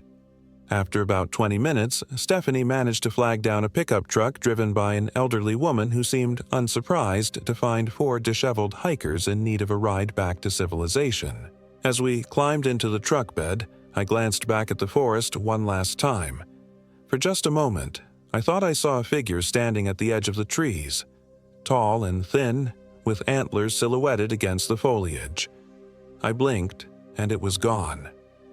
The ride back to Quilcene passed in silence, all of us too physically and emotionally drained for conversation. When we reached the ranger station, we debated whether to report our experience. In the end, we decided to mention only the practical details, that we'd gotten lost, encountered a helpful local named Walter Blackwood, and found our way out via an old logging road. Ranger Caldwell listened to our abbreviated account with an expression that suggested he knew we were omitting significant details. When we finished, he simply nodded and said, "I'm glad you folks made it back safely. Not everyone does." We drove back to Seattle that evening, the normality of highway travel and roadside diners feeling surreal after our ordeal. By unspoken agreement, we didn't discuss what had happened in the forest, each of us processing the experience in our own way. It's been 8 months since our trip to the Olympic National Forest. Daniel and Stephanie have both moved away. He to Boston for a new job, she to San Diego to be closer to family.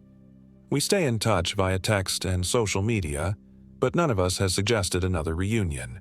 Megan stayed in Seattle for about a month after our return, moving into my spare room because she didn't want to be alone.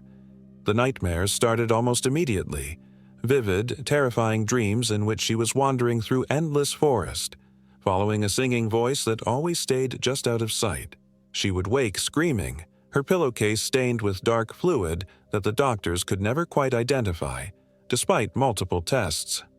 Eventually, she decided to take a sabbatical from her teaching position and travel as far from Washington as possible. Last I heard, she was in New Zealand, working at a geology research station. The nightmares have decreased in frequency, she tells me, though they haven't stopped completely. The episodes of bleeding have subsided as well, occurring now only when she sleeps particularly deeply. As for me, I've remained in Seattle, unable to leave despite a persistent feeling that I should. I tell myself it's because of my practice, my patients who depend on me, but the truth is more complicated.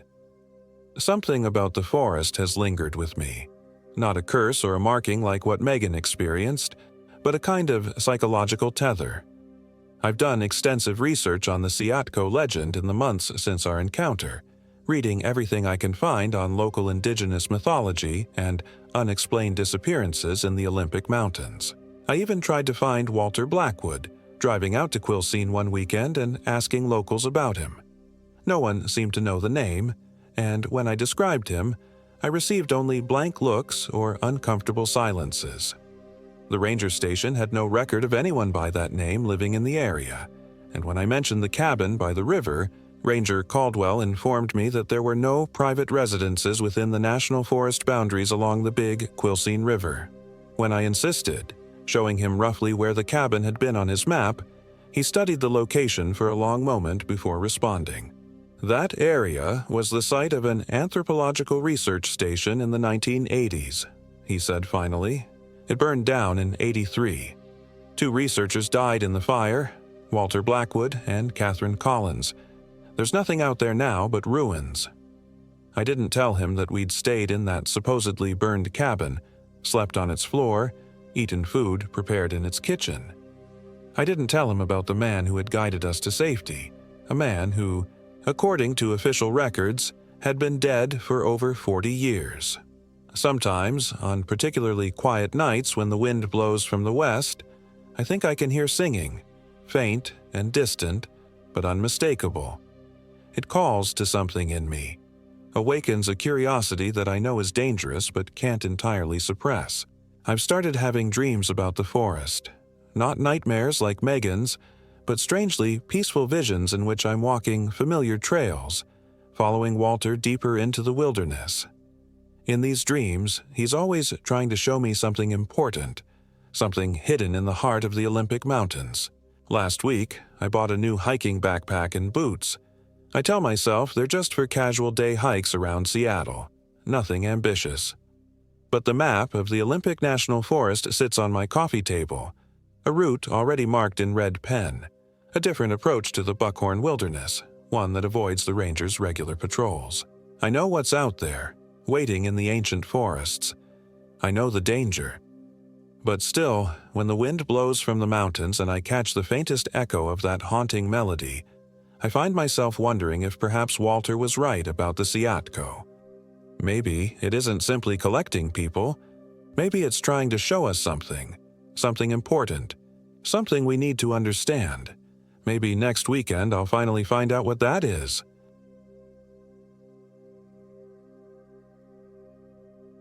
My name is Emily Hall, and I am 31 years old. This happened in the Olympic National Forest last autumn, when the trees were ablaze with color and the air carried the first bite of winter. The hiking trip was meant to be a chance to reconnect with old friends. The 4 of us, myself, Kimberly, David, and Anthony, had drifted apart over the years as careers and relationships pulled us in different directions. We'd been inseparable in college, but now we were nearly strangers. Kimberly had suggested the trip, convincing us that 3 days in the wilderness along the Hollow Trail would be the perfect way to rebuild our bonds. "It'll be just like old times," she'd said during our planning video call, her smile bright against the backdrop of her Seattle apartment. No distractions, no partners, no work emails, just us in the mountains. Kimberly had always been the adventurous one, with boundless energy that pulled the rest of us into her orbit. She'd become a successful environmental lawyer since graduation, and the stress of high-profile cases had left faint lines around her eyes, but her enthusiasm remained unchanged. David, once our group's unofficial leader, had grown quieter over the years. A software engineer at a tech startup in Bellevue, he'd recently gone through a messy divorce that had hollowed him out. The trip was as much for him as it was for any of us. a chance to remember who he was before his life imploded. Anthony was the only one I'd kept in somewhat regular contact with.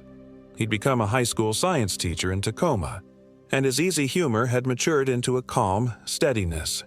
He'd brought along his German shepherd, Cinder, a sleek black dog with intelligent eyes that never seemed to miss a thing. As for me, I'd built a comfortable life as a freelance photographer, specializing in architectural shots that rarely required me to venture beyond urban environments.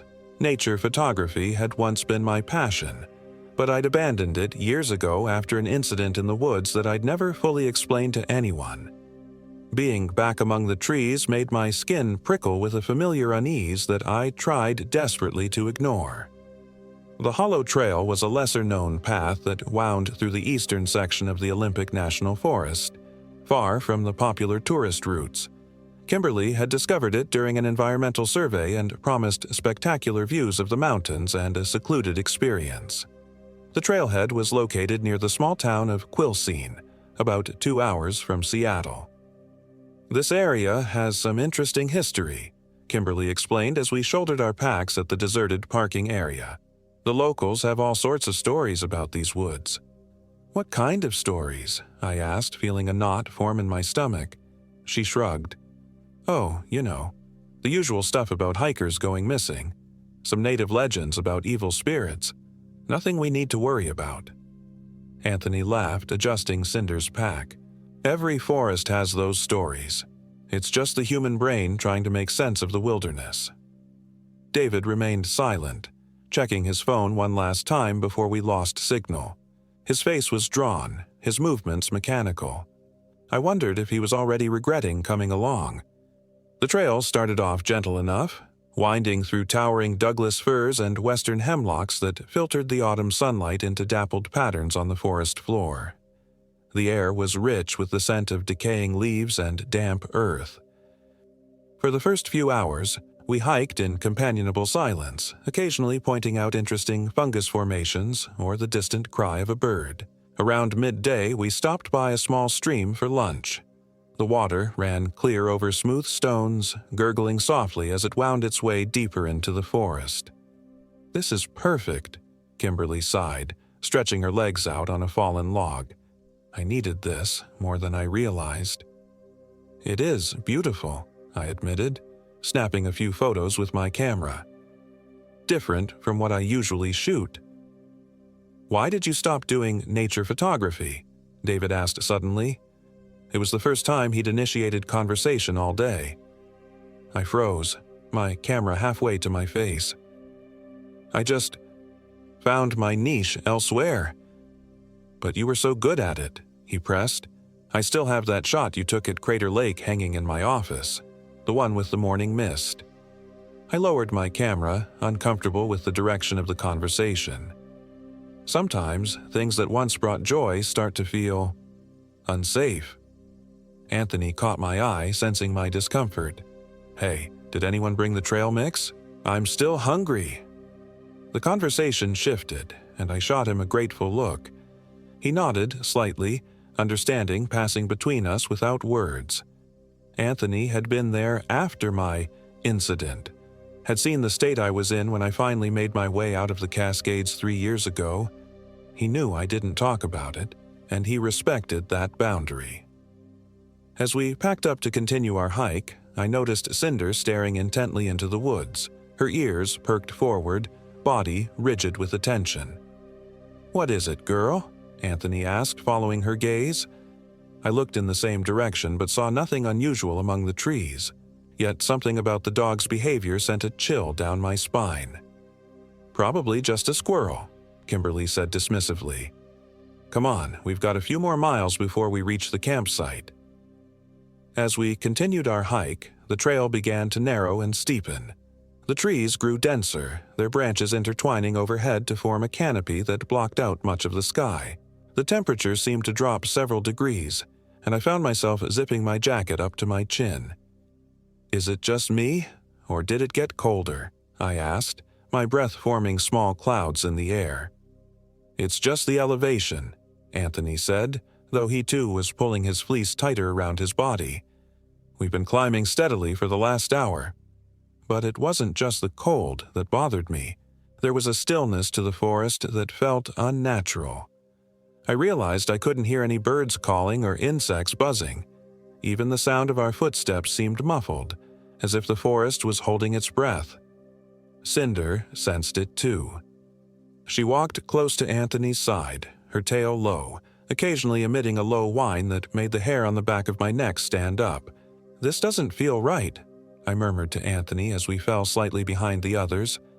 "It's just getting late," he assured me, but his eyes darted nervously to his dog's unusual behavior. Animals get quiet in the evening. I checked my watch. "It's only 3 p.m. Before he could respond, Kimberly called back to us from around a bend in the trail. "Hey guys, we made it." The campsite was a small clearing beside a steep ridge that offered a breathtaking view of the valley below. In the distance, the snow-capped peaks of the Olympic Mountains rose majestically against the darkening sky. Under different circumstances, I would have been frantically photographing the landscape, trying to capture the play of light and shadow. Instead, I found myself scanning the tree line, looking for… what? I couldn't articulate the fear that had taken root inside me, but it was there, growing with each passing minute. We set up camp efficiently, working together to pitch the tents and gather wood for a fire. David seemed to come alive somewhat during the process, his movements becoming more purposeful as he focused on practical tasks. By the time dusk fell, we had a cheerful blaze going and were preparing a simple dinner of dehydrated pasta. "So," Kimberly said as we sat around the fire, "who wants to share what's been going on in their lives? David, how about you start?" David stared into the flames. "Not much to tell. Work is fine, everything else is shit." An uncomfortable silence fell over the group. "I'm sorry about the divorce," I offered eventually. "That must be incredibly difficult." He shrugged, his face half hidden in shadow. "She said I changed, became obsessed with work, stopped being present. Maybe she was right." "Relationships are complicated," Anthony said gently. "Sometimes people just grow in different directions." "Or sometimes," David said with sudden intensity, "you discover the person you married isn't who you thought they were at all." The fire crackled, sending sparks spiraling up into the darkness. Cinder, who had been lying at Anthony's feet, suddenly stood up, her hackles raised as she growled low in her throat. "What is it, girl?" Anthony frowned, placing a hand on her back. We all fell silent, straining to hear whatever had disturbed the dog. At first, there was nothing but the sound of the fire and the soft sigh of wind through the trees. Then I heard it, a faint crack of a twig breaking somewhere in the darkness beyond our campsite. "Probably just a deer," Kimberly said, but her voice had lost its usual confidence. "Yeah," I agreed half-heartedly, though I couldn't shake the feeling that we were being watched. Anthony pulled out a flashlight and shone it into the trees, the beam cutting through the darkness but revealing nothing unusual. Cinder continued to growl, her eyes fixed on a point just beyond where the light reached. "Maybe we should turn in," David suggested, standing up abruptly. "It's been a long day." No one argued. We doused the fire and retreated to our tents, Kimberly and I sharing one, David taking the other, and Anthony setting up his smaller one-person tent with Cinder.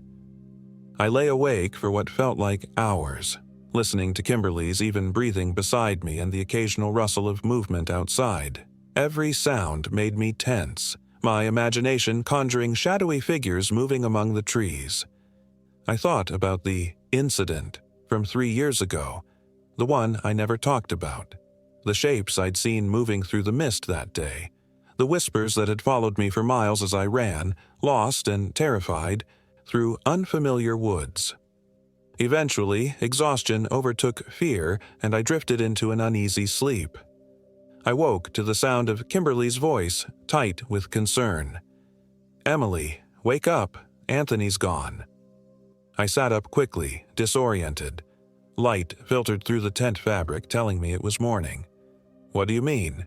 Gone?" "His tent is empty. Cinder's still here, but she's acting strange. David's already out looking." I scrambled out of the sleeping bag and followed her outside. The morning was cold and damp, a light mist clinging to the trees. Anthony's tent stood open, his sleeping bag neatly arranged inside as if he'd never used it. Cinder was pacing back and forth at the edge of the campsite, whining anxiously. David emerged from the trees, his face grim.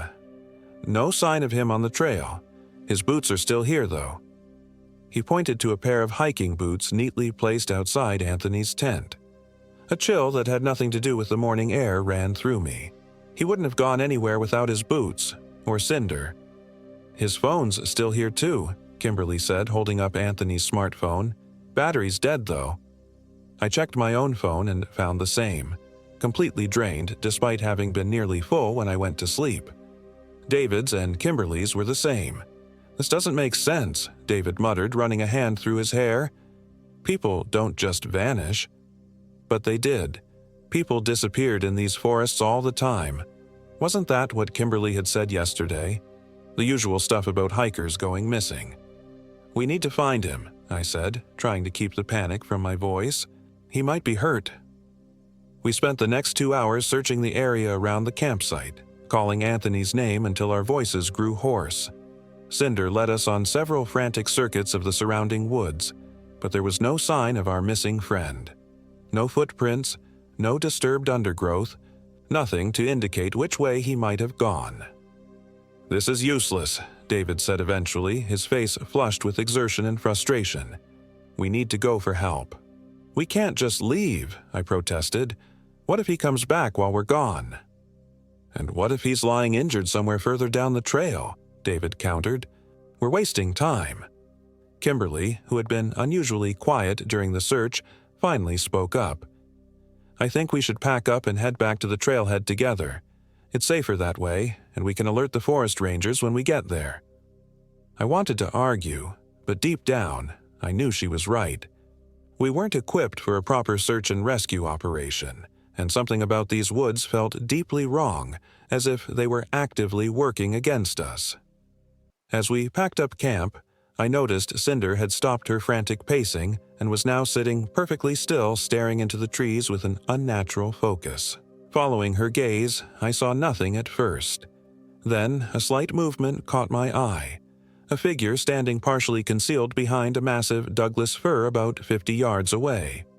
"Anthony," I called out, hope surging through me.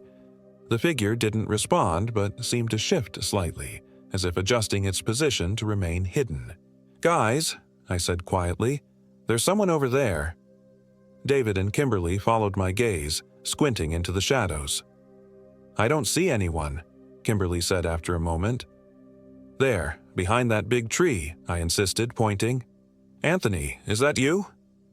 The figure stepped partially out from behind the tree, and my hope died instantly. It was roughly the size and shape of a man, but something about its movements was wrong, jerky and uncoordinated, as if it wasn't fully in control of its limbs. And, although I couldn't make out its features clearly at that distance, I was certain it wasn't Anthony. Cinder began to growl, the sound building into a deep, threatening rumble unlike anything I'd ever heard from her before. "We need to go," David said sharply, grabbing his pack. "Now." We abandoned the rest of our packing, grabbing only the essentials before starting quickly down the trail, Cinder reluctantly following after Anthony called her firmly. I glanced back once and saw the figure step fully into the clearing where our campsite had been, watching us leave. The hike back was a nightmare. What had taken us the better part of a day to climb took only hours to descend, but every minute felt stretched to breaking. We moved as quickly as we dared on the steep, sometimes treacherous trail, speaking little and constantly checking behind us. Cinder stayed close, her usual exuberance replaced by a tense vigilance that did nothing to calm my nerves. About halfway down, we heard it, a sound that made us all stop in our tracks. Anthony's voice, distant but distinct, calling for help. "Anthony!" David shouted, turning back toward the sound. "Don't," I warned, grabbing his arm. "Something isn't right." The call came again, Anthony's voice rising in panic, begging us to wait for him. It sounded so real, so genuinely frightened that I almost believed it. But Cinder's reaction told a different story. Instead of racing toward her owner's voice, she backed away, her ears flat against her head, emitting a low, continuous growl. "That's not Anthony," Kimberly whispered, her face pale. David hesitated, clearly torn. But what if it is? What if he's hurt? "David, look at Cinder," I urged. "She knows Anthony better than any of us, if she doesn't think that's him." The cries grew more desperate, more convincing. Whoever, or whatever, was calling us was now promising it was just around the next bend, that it had been searching for us all morning, that it was injured and needed our help. David's resolve wavered, and for a horrible moment, I thought he was going to run back up the trail. Then Kimberly took his hand firmly in hers. "We stay together," she said, her voice leaving no room for argument. "All of us." We continued downward, moving faster now, the desperate cries eventually fading behind us. But our relief was short-lived. As we rounded a bend in the trail, we came face to face with Anthony. He stood in the middle of the path, blocking our way, dressed in the same clothes he'd worn yesterday but barefoot, his feet caked with mud and scratched as if he'd been walking through rough terrain for hours. His face was blank, devoid of the warmth and humor I associated with him. Most disturbing of all, he showed no recognition of Cinder, who was now barking furiously, her body rigid with fear and aggression. "There you are," he said, his voice flat and emotionless. "I've been looking everywhere for you." "Anthony," Kimberly said cautiously, "where have you been? We were worried sick." "I went for a walk," he replied, his eyes never blinking as they moved from one of us to the other. "I met someone in the woods, someone who showed me things." "What things?" David asked, his hand slowly moving to the pocket where I knew he kept a small folding knife. Anthony's mouth stretched into a smile that was too wide, too rigid to be natural. "Beautiful things, terrible things, the truth about this place." His gaze settled on me. "The truth about you, Emily, about what you saw 3 years ago." My blood ran cold. I had never told Anthony the details of what happened in the Cascades, never told anyone. "That's not Anthony," I said, my voice shaking. "Whatever it is, it's not him." The thing wearing Anthony's face tilted its head at an impossible angle, the smile never wavering. "Of course it's me, Emily. Who else would I be?" It took a step toward us. "I just want to take you to meet my new friend. They've been waiting so long to find someone like you, someone who's seen them before and lived to tell about it." Cinder lunged forward suddenly, teeth bared, and the thing that looked like Anthony hissed, an inhuman sound that sent spikes of terror through my body. It backed away from the dog, its movements becoming increasingly jerky and unnatural. "Run," I whispered to the others. "Back the way we came. There's a fork in the trail about a quarter-mile up. We never explored the other path." "But that doesn't lead to the trailhead," Kimberly protested quietly. "Neither does this way anymore," I said, nodding toward the thing blocking our path. "Trust me." On my signal, we turned and sprinted back up the trail, Cinder at our heels. Behind us, the thing let out a sound that started as Anthony's voice calling our names but quickly distorted into something else entirely. A high, keening wail that echoed through the trees and set my teeth on edge. We reached the fork and veered right onto the less traveled path, pushing through undergrowth that suggested this route hadn't been used in some time. The trail was steeper here, cutting across the face of the ridge rather than following its contour. We scrambled upward, using roots and rocks as handholds, driven by the knowledge that something was pursuing us. I could hear it moving through the forest parallel to our position, sometimes sounding like Anthony calling to us with reasonable explanations for his behavior, other times making those inhuman wailing sounds that caused Cinder to press herself against our legs in terror. The new trail eventually opened onto a narrow ledge overlooking a steep drop. Below us, a river wound its way through the valley, silver in the afternoon light. In any other circumstance, I would have stopped to photograph the view. Now, all I could think about was finding a way down to that river and following it out of these cursed woods. There, David pointed to where the ledge widened further along, revealing what appeared to be a steep but navigable path down to the valley floor. If we can make it to the river, we might be able to follow it to a road or settlement. We moved carefully along the ledge, painfully aware of the drop to our right and the wall of rock to our left. I kept expecting the thing with Anthony's face to appear ahead of us or behind us, cutting off our escape, but the only sounds were our labored breathing and the crunch of gravel beneath our boots. We were nearly to the wider section when Kimberly, who was leading the way, stopped abruptly. "Oh, God," she whispered. Ahead of us, emerging from a crevice in the rock face, was a figure I recognized immediately despite having never seen it before. The same entity I'd glimpsed in the Cascades 3 years ago. It was vaguely humanoid but wrong in ways that defied description, its proportions subtly distorted, its skin the color and texture of wet clay. Its face was mostly featureless except for a wide, lipless mouth that contained too many teeth, arranged in concentric circles that extended deep into its throat. "The Hollow Man," I breathed, the name coming to me unbidden. The creature's head swiveled toward me at the sound of my voice, and though it had no visible eyes, I felt it looking directly into me, recognizing me as I had recognized it. "You know this thing," David hissed, pulling Kimberly back toward us. "I've seen it before," I admitted, the memories I'd suppressed for years flooding back. "In the Cascades. It took someone then, too. A hiker I met on the trail. It wore their face afterward. Tried to make me follow it deeper into the woods." The Hollow Man took a step toward us, its movements liquid and unsettling. Behind us, I heard the sound of footsteps on the ledge. The thing wearing Anthony's face had found us. We were trapped. "What do we do?"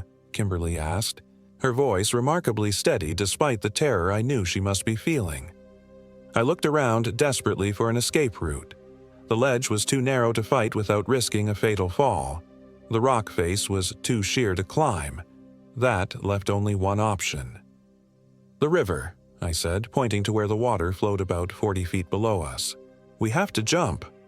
"That's insane," David protested. "We don't know how deep it is.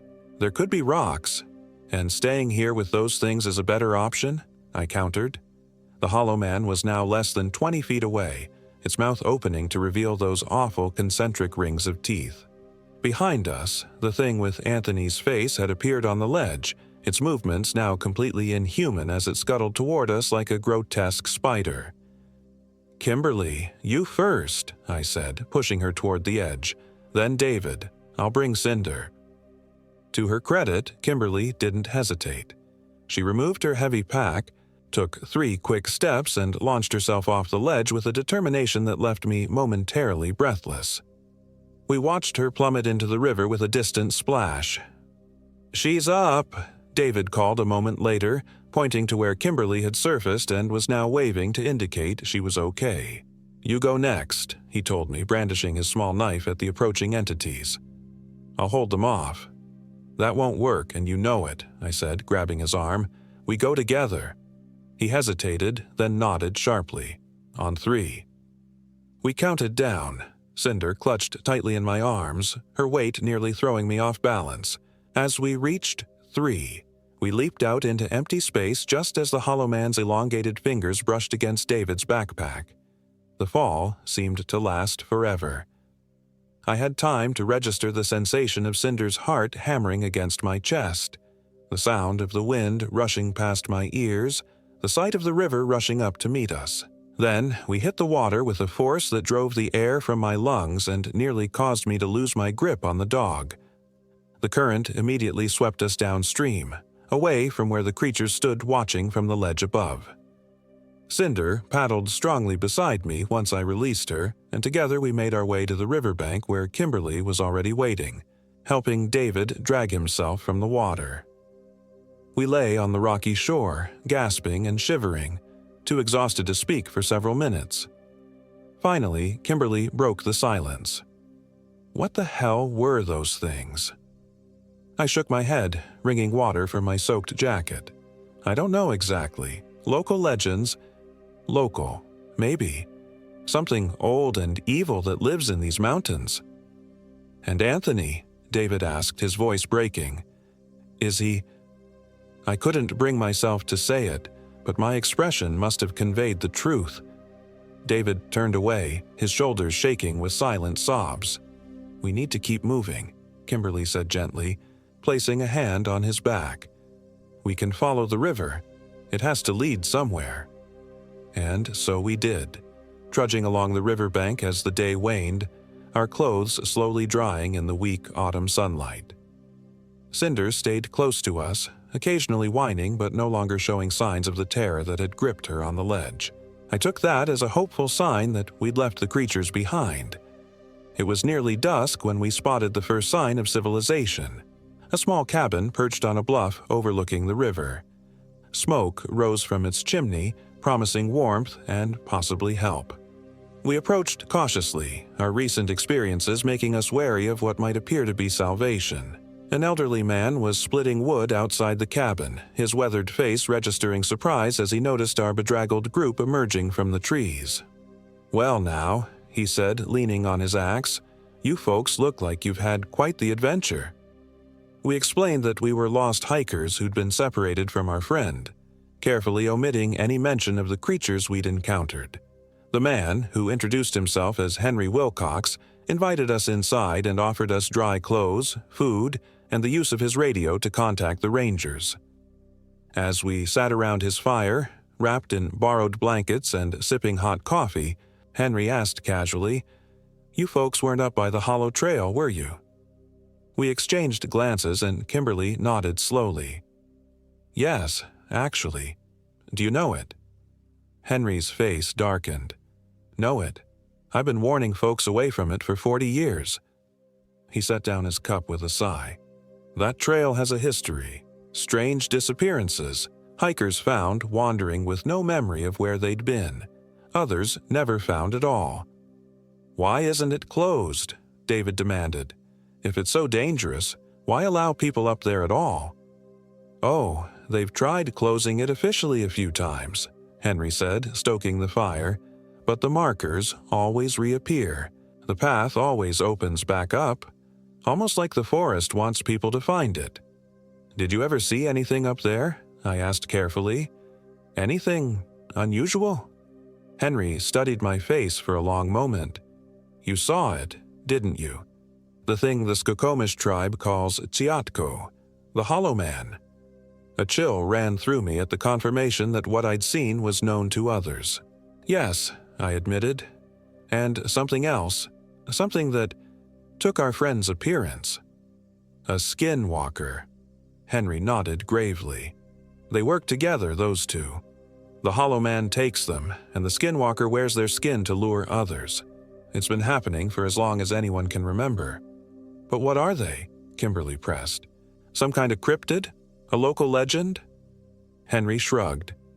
"Does it matter what name we give them? They're real, they're dangerous, and they're hungry. That's all anyone needs to know."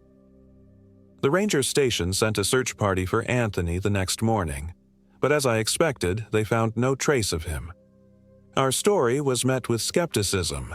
The official report listed him as missing, possibly drowned in the river we claimed to have jumped into. Only Henry seemed to believe us fully, nodding solemnly as we described our ordeal. Before we left, he took me aside. "You've seen them twice now and survived," he said, his voice low. "That marks you. They don't forget, and they don't give up easily." "What do I do?" I asked, the fear I'd been suppressing threatening to overwhelm me. "Live," he said simply. "But never go back into those woods, and if you ever see someone you know acting strange, looking not quite right—" He didn't finish the sentence. He didn't need to. That was 6 months ago.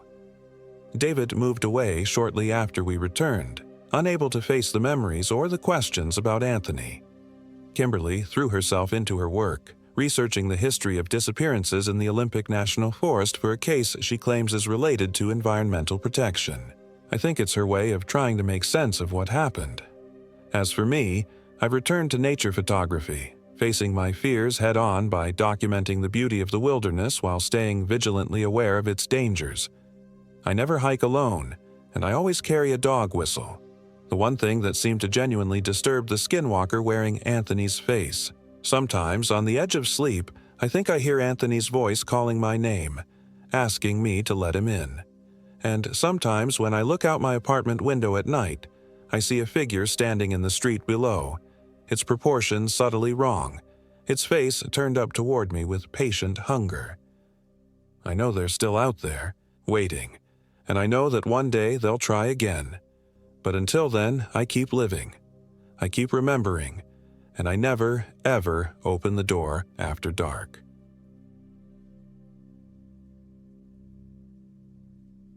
My name is David Jones, and I am 32 years old.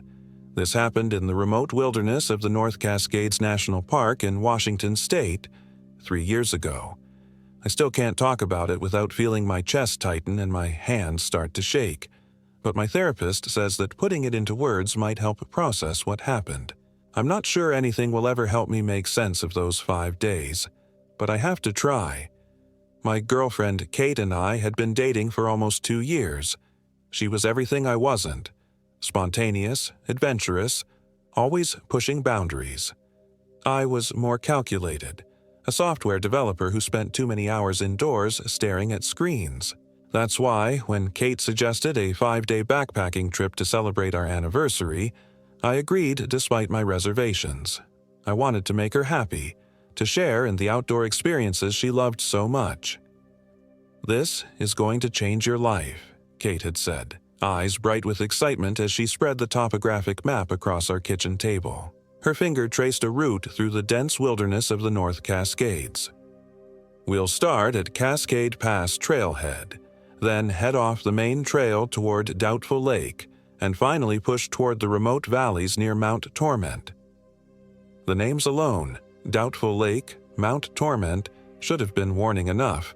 Kate was experienced in backcountry hiking.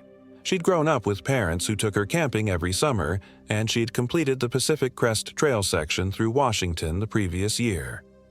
I trusted her completely, even though my outdoor experience was limited to car camping and day hikes. "What about bears?" I had asked, only half joking. She laughed, tossing her chestnut hair back.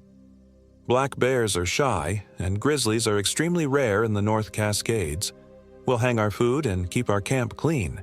The real danger out there is the weather, which is why we've got good gear and I've checked the forecast obsessively."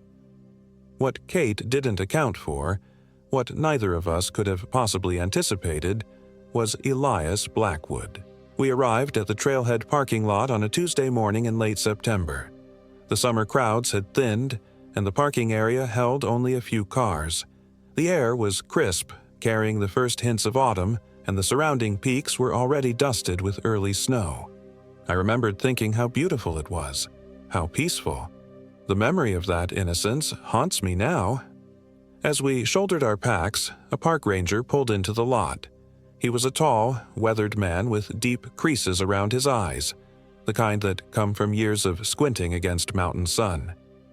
"Heading into the backcountry?" he asked, approaching us with clipboard in hand.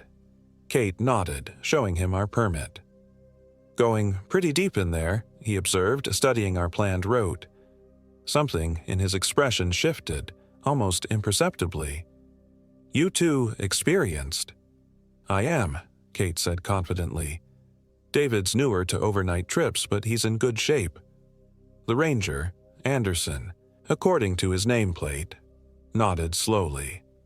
"Just be aware we've had some odd reports from that area recently.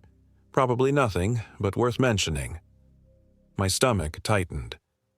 "What kind of reports?" He shrugged. "Hikers reporting equipment going missing. One couple swore their compass kept pointing in different directions. Probably just disoriented folks who didn't prepare properly. But if you notice anything unusual, don't hesitate to turn back." Kate assured him we would be careful, but I could tell she was dismissing his concerns. To her, this was just the standard cautionary speech given to all backcountry hikers. "One more thing," Ranger Anderson said as we turned to leave. "If you run into anyone out there, particularly an older man, tall, keeps to himself, just give him a wide berth. Name's Elias Blackwood. He's local. Has a cabin somewhere out there, off-grid. Not dangerous exactly, but strange. Been living alone out there for decades. Doesn't much care for company. Noted, Kate said cheerfully. We'll mind our own business. The first day's hike was challenging but rewarding. The trail to Cascade Pass climbed steadily through dense forest before opening into stunning alpine meadows. Kate pointed out various plants and geological features as we hiked, her excitement infectious. By late afternoon, we had reached our first campsite at the edge of a small alpine lake. See? Kate said, gesturing to the sunset-painted mountains reflected in the still water. Worth every step, right? I had to agree. That night, we ate freeze-dried pasta by headlamp, hung our food bag from a tall fir tree, and crawled into our tent as the temperature dropped. Despite the exhaustion from hiking, I slept fitfully, startling awake at every unfamiliar sound. The crack of branches, the distant cry of some nocturnal animal, the whisper of wind through trees. The second day began promisingly. We broke camp early, ate a quick breakfast of instant oatmeal, and continued our journey. This was when we left the main trail, following a faint path that Kate assured me was marked on her topographic map. The terrain became steeper, the forest denser.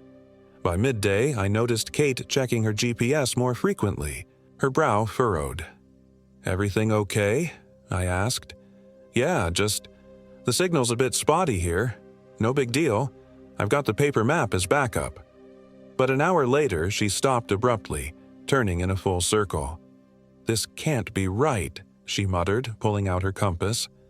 She frowned at it, tapped it, then held it level in her palm. I looked over her shoulder.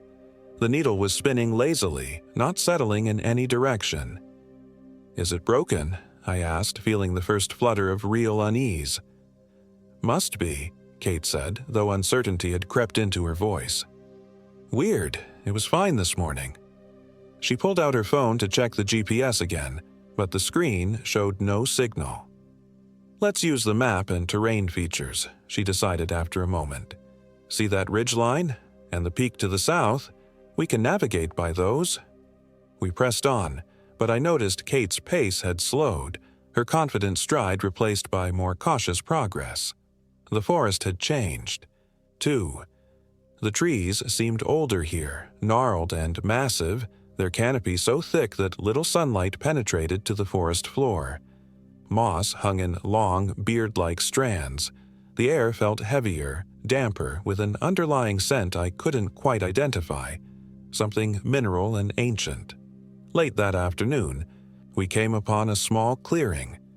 At its center stood the remains of a cabin, its timber walls partially collapsed, roof long gone. What was strange was the absence of undergrowth around it, as if nothing would grow in its immediate vicinity. "This isn't marked on any map," Kate said, voice hushed. She approached slowly while I hung back, inexplicably reluctant to get closer. "Kate, maybe we shouldn't. It's just an old trapper's cabin or something," she said, peering through what had once been a doorway. "Probably a century old."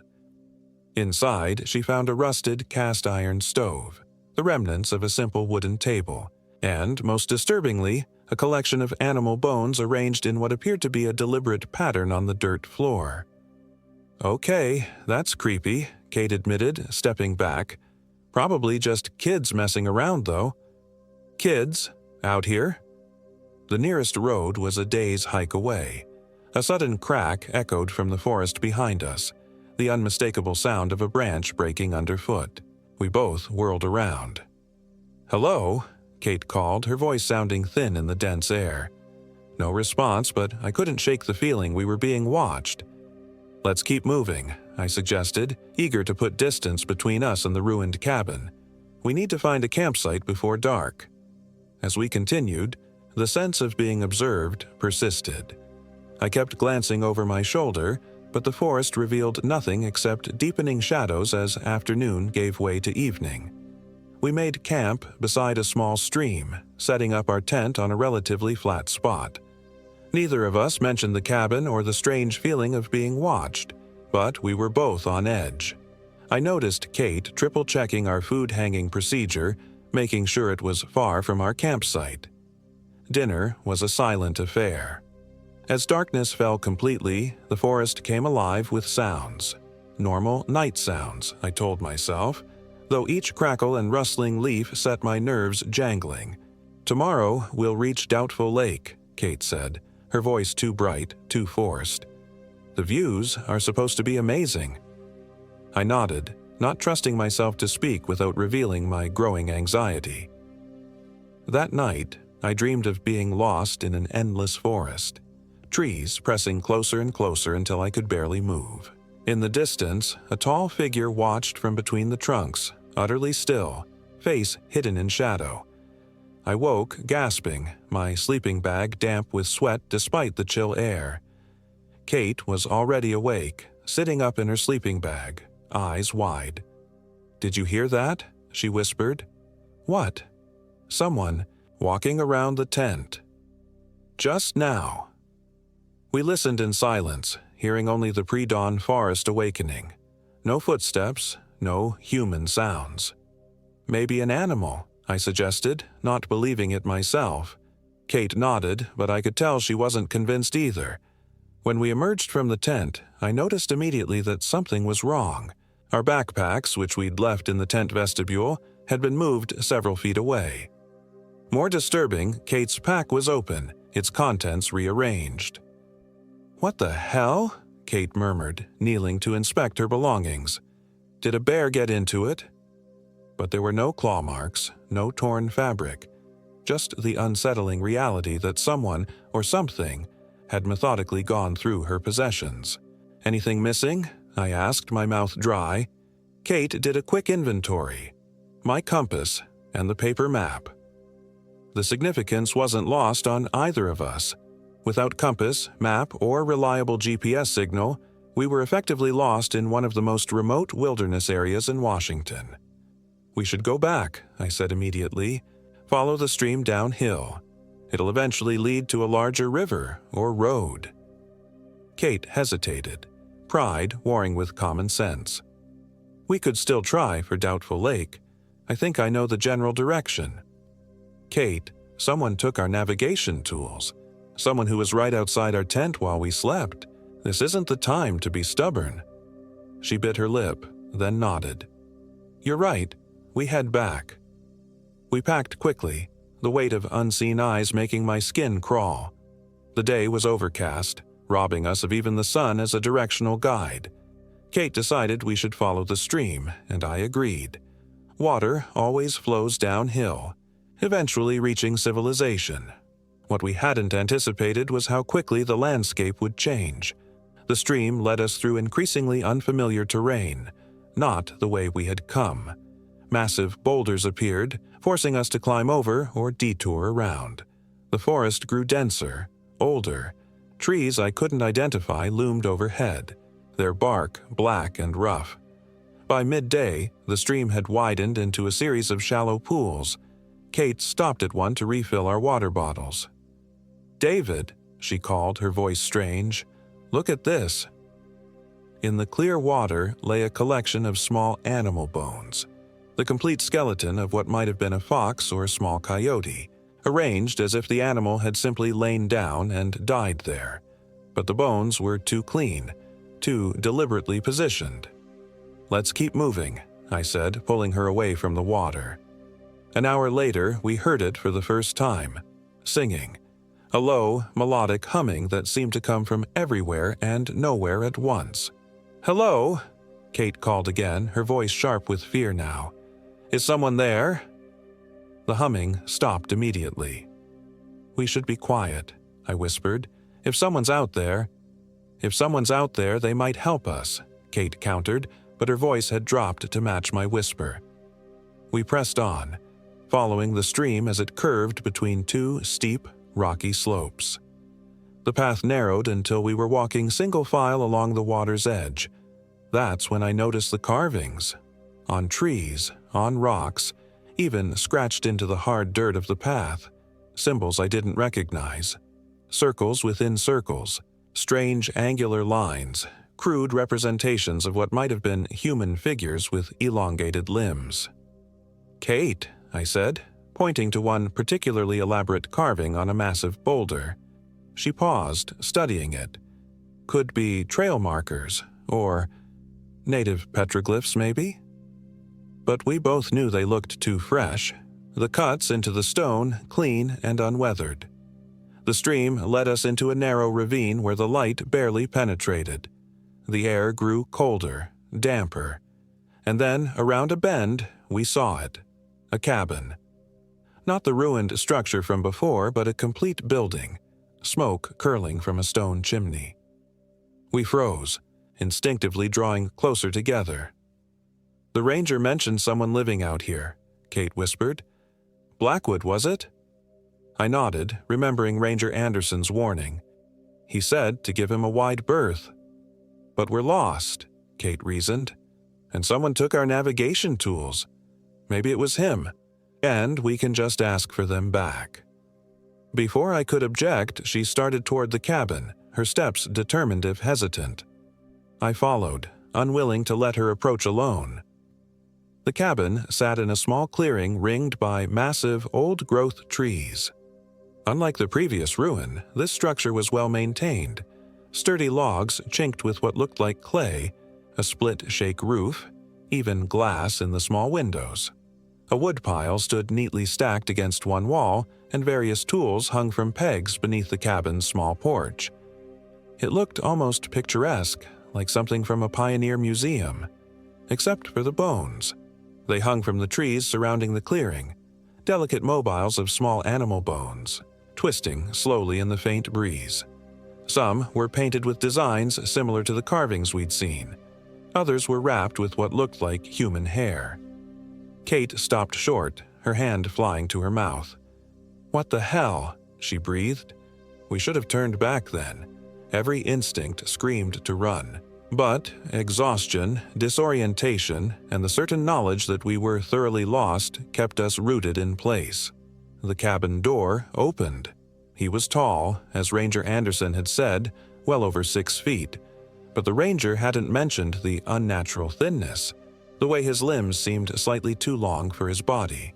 His face was deeply lined, weathered like old leather, with a white beard that reached midway down his chest.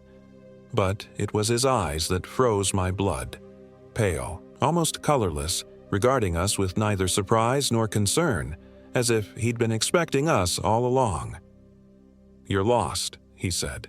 Not a question. His voice was deep but rough, as if rarely used.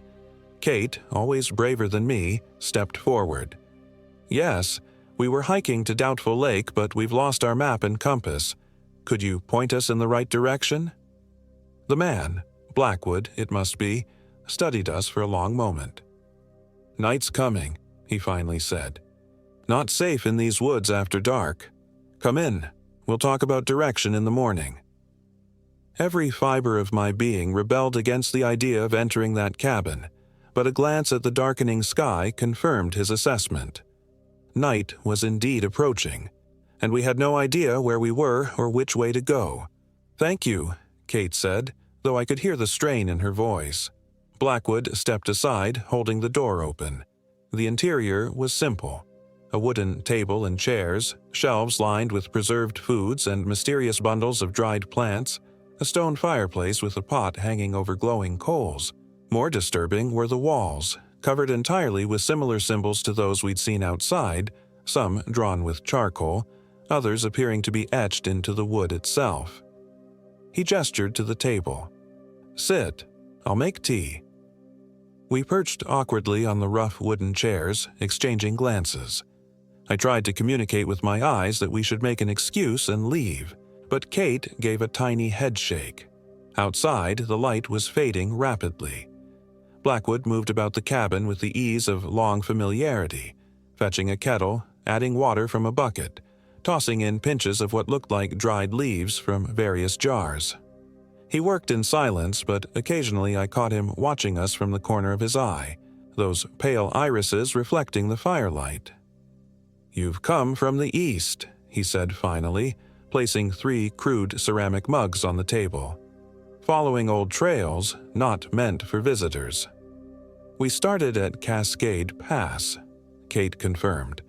Blackwood made a sound that might have been a laugh. And now you're here, miles from where you think. A chill ran through me. What do you mean? How far are we from the main trail? He poured steaming liquid into the mugs, a dark brew that smelled of earth and something metallic. The forest changes for those it doesn't welcome. Paths shift, directions mislead. Kate frowned. That's not— Drink, he interrupted, pushing the mugs toward us. It will help with the fear. I stared at the dark liquid, steam rising in lazy curls. There was no way I was drinking anything this man prepared. Thank you, I said carefully, wrapping my hands around the mug as if to warm them, but not raising it to my lips. But I'm not afraid, just concerned about finding our way back. Blackwood's pale eyes locked onto mine, and I felt a sensation like fingers probing at the edges of my mind. You are afraid, he stated flatly. As you should be.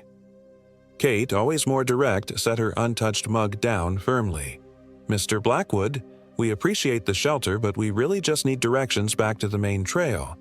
Do you have a map we could look at?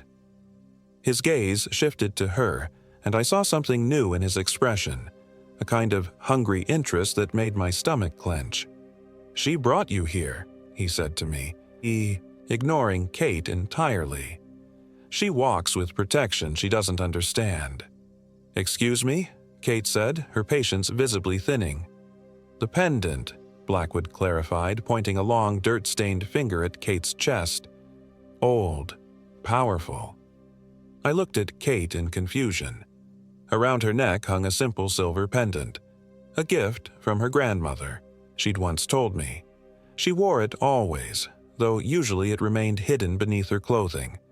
Now it rested outside her hiking shirt, catching the dim firelight. Kate's hand went to it protectively. It's just a family heirloom. Blackwood's smile revealed teeth too white, too straight for a man living in the wilderness. Nothing is just anything in these mountains. That pendant has been leading you and misleading you. It brought you to my door. This is ridiculous, Kate stood abruptly. Thank you for the shelter, but I think we'll take our chances outside. I rose quickly to join her, relief washing through me. Blackwood remained seated, those unnerving eyes following our movements. The pendant belonged to Margaret Thorne, he said quietly. Kate froze. How did you— That was my grandmother's maiden name. My blood went cold. There was no way he could have known that. She came to these mountains 60 years ago, Blackwood continued. She and her sister. Only Margaret left. That's enough, I said, finding my voice at last. I took Kate's arm, pulling her toward the door. We're leaving now. Your grandmother made a deal, Blackwood called after us. A bargain.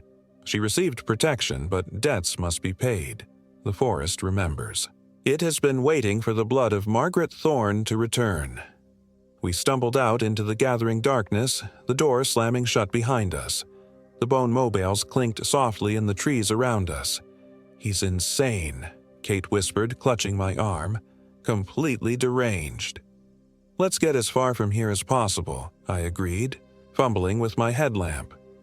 We hurried away from the cabin, following the stream by the beam of our headlamps. Night had fallen completely now, the forest a maze of black trunks and deeper shadows. We stumbled over roots, brushed past branches that seemed to reach for us in the darkness. After perhaps half an hour of increasingly difficult progress, Kate stopped. This is crazy. We can't hike at night in unfamiliar terrain. We need to set up camp and continue at first light. Reluctantly, I agreed.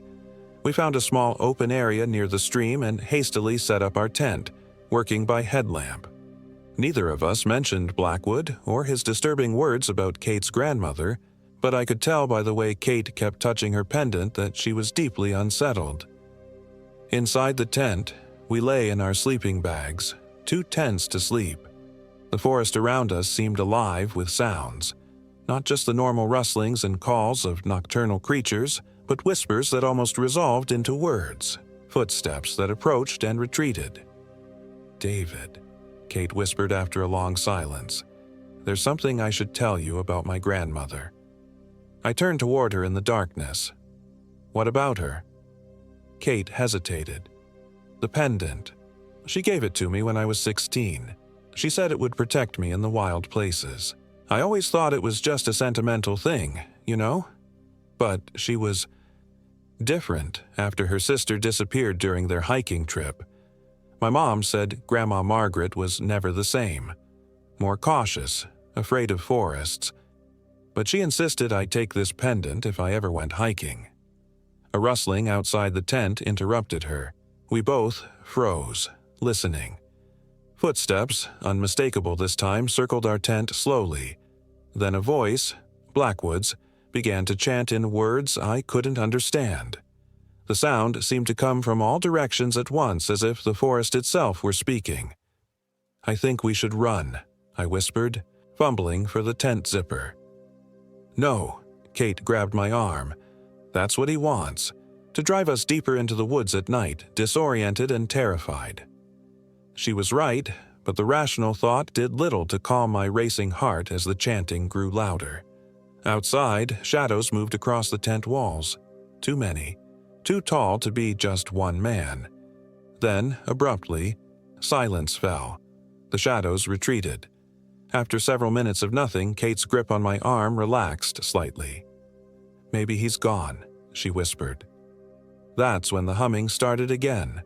The same melodic, eerie sound we'd heard earlier that day. But now it was joined by other voices, a chorus of inhuman humming that surrounded our tent completely. Kate clutched her pendant, whispering what sounded like a prayer. I felt utterly helpless, trapped in nylon walls that suddenly seemed absurdly fragile. The humming continued for hours, sometimes fading to near silence, sometimes swelling until it seemed to vibrate the very air. Neither of us slept. We lay rigid in our sleeping bags, hands clasped together, waiting for dawn. When the first gray light finally filtered through the tent fabric, the humming ceased. We waited another half hour before cautiously unzipping the tent and peering out. The sight that greeted us stole my breath. Surrounding our tent in a perfect circle were those same symbols we'd seen carved on trees and rocks, now drawn in what looked horribly like dried blood on the ground. And beyond them, hanging from the branches of every nearby tree, were more of those bone mobiles, dozens of them when there had been none the night before. "We need to go," Kate said, her voice surprisingly steady. "Now." We packed with frantic speed, not bothering with breakfast or even filling our water bottles. All that mattered was putting distance between ourselves and this place. As we shouldered our packs, I noticed Kate staring at something on the ground near the stream. Following her gaze, I saw footprints in the mud, but not human prints. These were elongated, with what looked like too many toes, pressed deeply into the soft earth as if made by something unnaturally heavy. Without a word, we began hiking, following the stream as it wound through the increasingly unfamiliar forest. Kate pulled out her phone repeatedly, desperately searching for a GPS signal, but the screen remained stubbornly blank. Around midday, the stream widened into a small river, its current stronger. The terrain began to descend more steeply, giving me hope that we were indeed heading toward lower elevations and, eventually, civilization. "I think we're going the right way," I said, trying to sound more confident than I felt. Kate nodded, but her expression remained tense. She hadn't let go of her pendant since we'd left camp.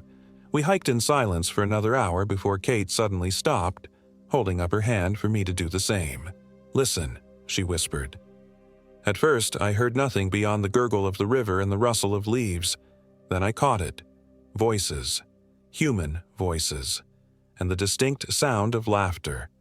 Relief flooded through me. "Other hikers?" I said. "Thank God." We quickened our pace, following the sounds. Around a bend in the river, the forest opened into a wide, sunny meadow.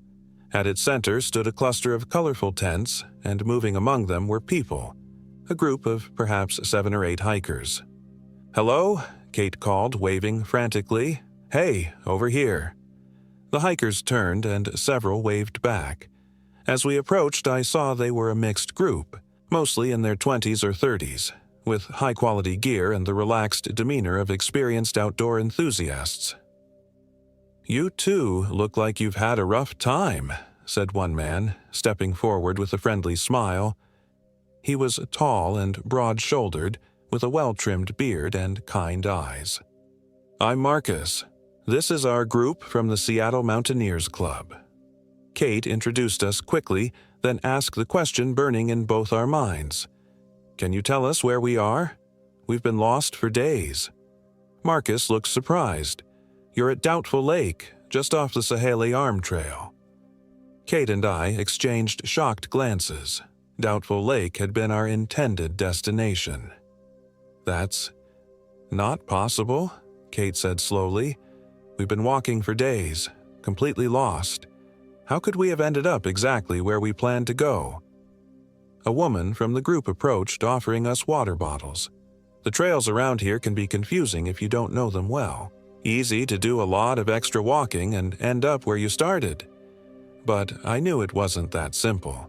We hadn't been walking in circles.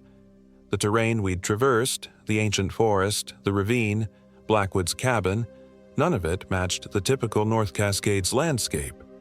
As the group invited us to rest and share their lunch, I pulled Kate aside. "Something's very wrong," I whispered. "How did we get here? And where's Blackwood's cabin? It can't be far if we walked here since morning." Kate's face had gone pale, her fingers still clutching her pendant. "I don't know, but I feel like we're still not safe." We accepted the group's hospitality, grateful for normal human interaction after the strangeness of the past days. Marcus explained they were on the last day of a week-long trip and would be hiking out tomorrow. "You're welcome to join us," he offered, "always safer in numbers." We agreed immediately. As the afternoon wore on, I began to relax slightly. The Seattle Mountaineers were competent, well-prepared hikers with proper maps and GPS devices that actually worked. The nightmare of the past days began to feel distant, almost dreamlike.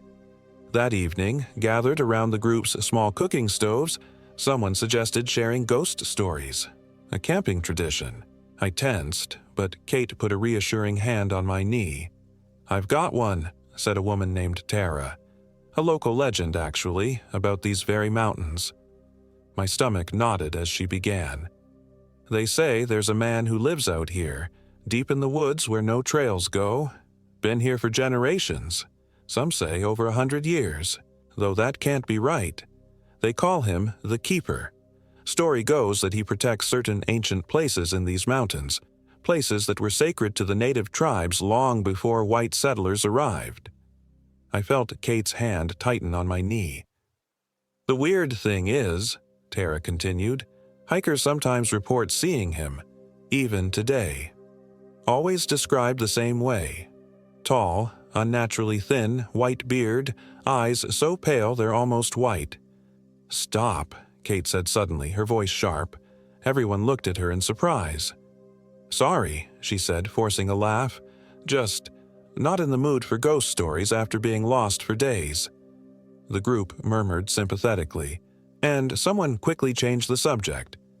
But I saw Marcus studying Kate with a strange expression. Later, as everyone was preparing for sleep, Marcus approached us as we set up our tent at the edge of the group. "That pendant," he said quietly to Kate. "May I ask where you got it?" Kate's hand flew protectively to her throat. "It was my grandmother's." "Why?" Marcus hesitated. "My grandfather was a ranger in these parts for 40 years. He used to tell stories." He trailed off, looking uncomfortable. "What stories?" I pressed. "About a woman who came out of these woods half dead, claiming something had taken her sister. She was wearing a pendant like that one. According to my grandfather, she said it protected her, but at a price." Kate's face had gone completely white. "What price?" she whispered. Marcus shook his head. "I don't know the details. Just that she warned there would be a reckoning someday. that she'd only borrowed time. He wished us good night and returned to his own tent, leaving us staring at each other in the gathering darkness. "Kate," I said carefully, "I think you should take off the pendant." Her hand closed around it protectively. "It's the only thing that's kept us safe." "Is it? Or is it what brought us to Blackwood in the first place? What if he was telling the truth about your grandmother making some kind of deal?" Kate's eyes filled with tears. "I can't explain any of this, David. I just know I'm not taking it off. Not out here." I didn't press the issue, but that night, as we lay in our tent surrounded by the relative safety of the hiking group, I couldn't help wondering what exactly Margaret Thorne had done 60 years ago in these mountains, and what price might still be waiting to be paid. Dawn broke clear and cold. The group packed efficiently, everyone eager to return to civilization. Kate and I joined them, grateful for their guidance and company. According to Marcus, we were only about 7 miles from the trailhead, an easy day's hike on well-maintained trails. The morning passed uneventfully. The regular trail was indeed easy to follow, nothing like the twisted paths and ancient forest we'd experienced before. By early afternoon, Marcus estimated we were less than 2 miles from the parking area. That's when the fog rolled in. It came from nowhere. One moment the day was clear, the next we were enveloped in thick, gray mist that reduced visibility to mere feet. The temperature dropped sharply. "Stay together," Marcus called. "Link hands if you need to." The group bunched closer. I reached for Kate's hand, but in the swirling fog I couldn't see her. "Kate," I called, panic rising. "Kate!" No answer. The fog thickened impossibly, until I could barely see my own feet. The voices of the hiking group seemed to come from all directions, then grew fainter. "Marcus!" I shouted. "Anyone?" Silence. Complete, absolute silence. Even the normal sounds of the forest, birds, wind in the trees, the crunch of pine needles underfoot, had vanished. I stood frozen, afraid to move in any direction. The fog pressed against me like a physical entity, cold and damp and somehow aware. Then, from somewhere in the whiteness, came that now familiar humming. My blood turned to ice. "Kate!" I screamed, no longer caring what might hear me. "Kate, where are you?" A figure appeared in the fog, tall, thin, moving with unnatural smoothness. Blackwood. But as he drew closer, I saw it wasn't the old man at all. This figure was taller, its proportions wrong, limbs too long and jointed in impossible ways. Its face, when it finally became visible, was only approximately human. Features shifted and flowed as if made of wax left too close to heat. I stumbled backward, a scream locked in my throat. "David!" Kate's voice from somewhere to my right. I turned and ran toward it blindly, crashing through underbrush I couldn't see. "Kate, keep talking." "Here, I'm here." I followed her voice until suddenly there she was, materializing from the fog, pale, terrified, but wonderfully, beautifully real. We clutched each other desperately. "Where are the others?" she gasped. "I don't know. Lost in the fog. Kate, I saw something." "Me too. It wasn't Blackwood. It was something else."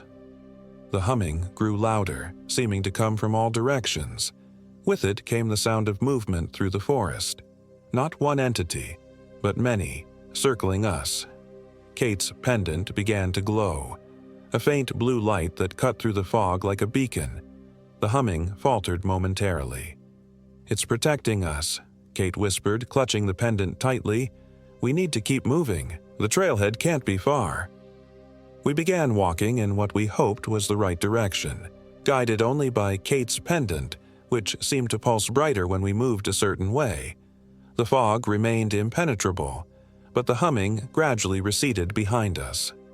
After what felt like hours but was probably only 20 minutes, we heard voices again, human voices calling our names. "Here!" I shouted. "We're over here!" The fog thinned suddenly, and there was Marcus with 3 others from the group, looking relieved but confused. "Where did you two go?" he demanded. One minute you were with us, the next you vanished. The fog separated us, Kate explained, her hand discreetly covering her now dormant pendant. We got turned around. Marcus frowned. What fog? There was a little mist, but nothing that would cause you to disappear like that. Kate and I exchanged glances but said nothing. What could we possibly say that wouldn't sound insane? The remaining hike to the trailhead passed without incident, though I noticed Kate constantly looking over her shoulder and touching her pendant. The parking lot was a welcome sight. Civilization, normality, safety. Our car sat exactly where we'd left it days ago. We thanked the Seattle Mountaineers profusely for their help. As the group prepared to disperse to their own vehicles, Marcus approached us one last time. "That pendant," he said quietly to Kate. "Be careful with it. My grandfather said the woman, your grandmother, I'm guessing, warned that it would seek to return to its original owner someday." Kate frowned. "What do you mean? It belonged to my grandmother." Marcus shook his head. According to the story, she found it, or was given it, by something in these mountains. Before Kate could respond, the park ranger's truck pulled into the lot. The same ranger, Anderson, who had warned us days before. He approached us with a relieved expression. "Glad to see you folks made it back safely. When you didn't check in after your permitted days, I was getting ready to organize a search party." "We got a bit lost," I explained vaguely, "but we're fine. Some other hikers helped us find our way back." Ranger Anderson nodded, then his eyes fell on Kate's pendant, now visible outside her jacket. His expression changed instantly. Recognition, then alarm. "Where did you get that?" he asked sharply. "It was my grandmother's," Kate said, her voice defensive. "Why is everyone so interested in my necklace?" The ranger and Marcus exchanged glances. "Your grandmother," Anderson said slowly. "Would her name have been Margaret Thorne?" Kate's eyes widened.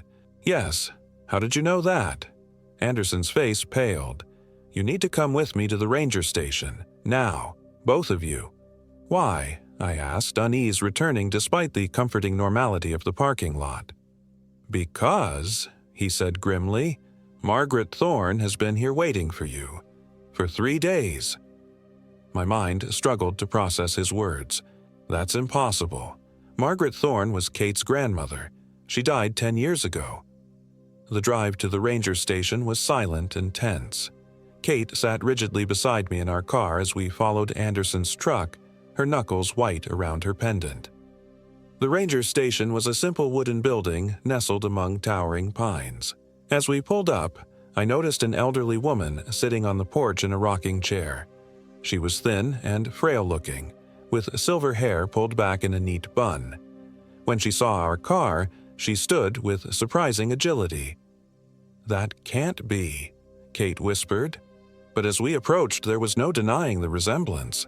The woman had Kate's eyes, her cheekbones, her determined chin. "Margaret," Kate called, her voice trembling.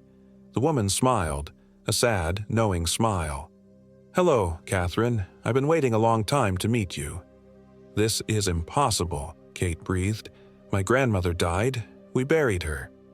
The woman, who called herself Margaret Thorne, shook her head slowly. "No, child. What your family buried was something else. Something that took my place when I made my bargain." She approached Kate and reached for the pendant. Kate instinctively stepped back. "It's all right," the old woman said gently. "It's time for it to return to me. The debt has been paid." "What debt?" I demanded. "What is going on here?" Margaret's eyes, so like Kate's, turned to me. 60 years ago, my sister and I came to these mountains. We encountered something ancient, something that had been here long before humans. It took my sister. Would have taken me too, but I made a bargain. This pendant and my freedom in exchange for a life to be claimed later, a life of my bloodline. Kate's hand flew to her throat. Me. It wanted me. Margaret nodded sadly. I didn't understand the full terms when I agreed. I was young, terrified. By the time I realized what I'd done, it was too late. The pendant protected me, allowed me to live a normal life. Mostly, but it was always temporary. When I tried to die, really die, it wouldn't let me.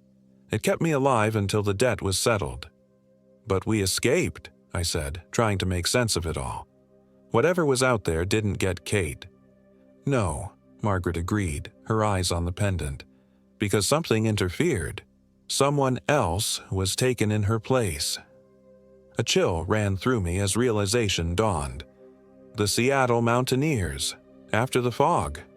There were 8 in their group when they found you, Ranger Anderson said quietly. Only 7 returned to the trailhead. The full horror of what had happened hit me like a physical blow.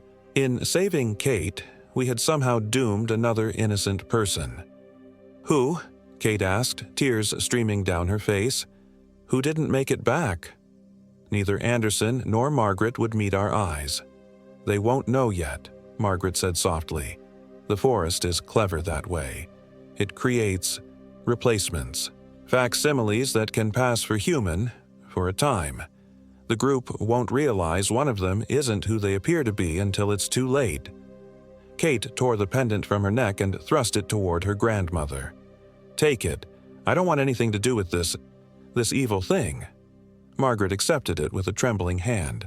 The moment her fingers closed around the silver, she seemed to age decades in seconds. Her back stooped further, her skin withered, her eyes sank into her skull. The price of my borrowed time, she whispered. Now I can finally rest. And you are free, Catherine. The debt is paid, though not as intended. We have to warn them, I insisted, turning to Ranger Anderson. The hiking group, we have to tell them that one of them isn't real. But Margaret was already shaking her head. It's too late. The substitution has been made. And would they believe you? Would you have believed any of this before you experienced it? She was right, of course. What could we possibly say? That an ancient forest entity had replaced one of their friends with a doppelganger? That we were responsible for their friend's disappearance? 3 days later, after giving statements to park rangers and local police about our getting lost, a sanitized version of events that mentioned nothing of Blackwood or Margaret's impossible existence, we returned to Seattle. Kate was withdrawn, haunted by guilt over a stranger's fate that had become entangled with her own. We tried to research the Seattle Mountaineers group to somehow identify who might have been taken, but found nothing conclusive. No missing person reports, no news stories about hikers vanishing in the North Cascades. A week after our return, as we were having dinner in our apartment, trying to reclaim some sense of normality, Kate's phone rang. Unknown number. She answered, putting it on speaker. Catherine. The voice was immediately recognizable. Marcus from the hiking group. I think something followed us out of the mountains. Kate's eyes met mine, wide with fear. What do you mean? She asked. Tara's been different since the trip. At first I thought she was just tired, but now… She doesn't blink, Catherine. She just stares.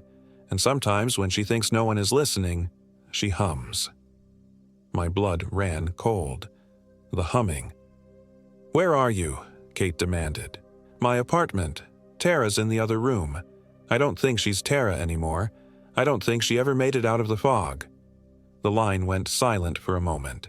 She's coming, Marcus whispered. I have to go, but I needed you to know. The call ended abruptly. We tried calling back immediately, but the number was no longer in service. Kate wanted to call the police, but what would we tell them? That a woman was behaving strangely and might be an imposter created by an ancient forest entity? 3 days later, we found a small package outside our apartment door. No postmark, no sender information. Inside was Kate's pendant, the same one she had given to her grandmother at the ranger station. With it was a note, written in shaky handwriting. The debt is never truly paid, only transferred. I'm sorry.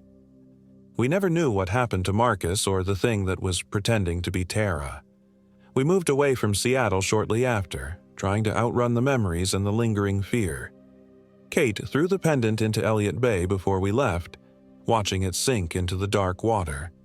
But sometimes, in the deep of night, I still hear that humming, soft and melodic and patient, and I know with terrible certainty that somewhere in the North Cascades, Elias Blackwood is still tending his cabin, hanging his bone mobiles, waiting for lost hikers to stumble into his domain.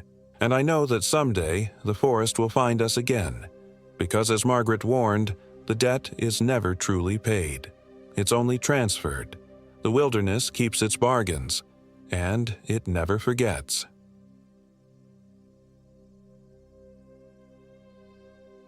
My name is Jessica Davis, and I am 31 years old. This happened in the North Cascades National Park last October, during what was supposed to be a weekend of solitude and healing. The divorce had been finalized just 3 weeks prior. 8 years of marriage dissolved into property agreements and custody arrangements for our golden retriever, Max. My therapist suggested I reconnect with myself, find space to breathe outside the suffocating remnants of my failed relationship. "Nature heals," she'd said with that practiced, sympathetic smile. I'd always loved hiking. Before I met David, before I lost myself in trying to be someone he wouldn't leave. So I planned a 3-day solo trek along the Thornton Lakes Trail, a moderately difficult hike that would take me deep into the North Cascades, far from cell service and the constant ping of emails from the Seattle marketing firm where I worked. October wasn't the most popular time for hiking in Washington. Rain was always a threat. Temperatures unpredictable. But that meant fewer people, fewer witnesses to my inevitable crying jags and moments of raw vulnerability. I packed light but thoroughly.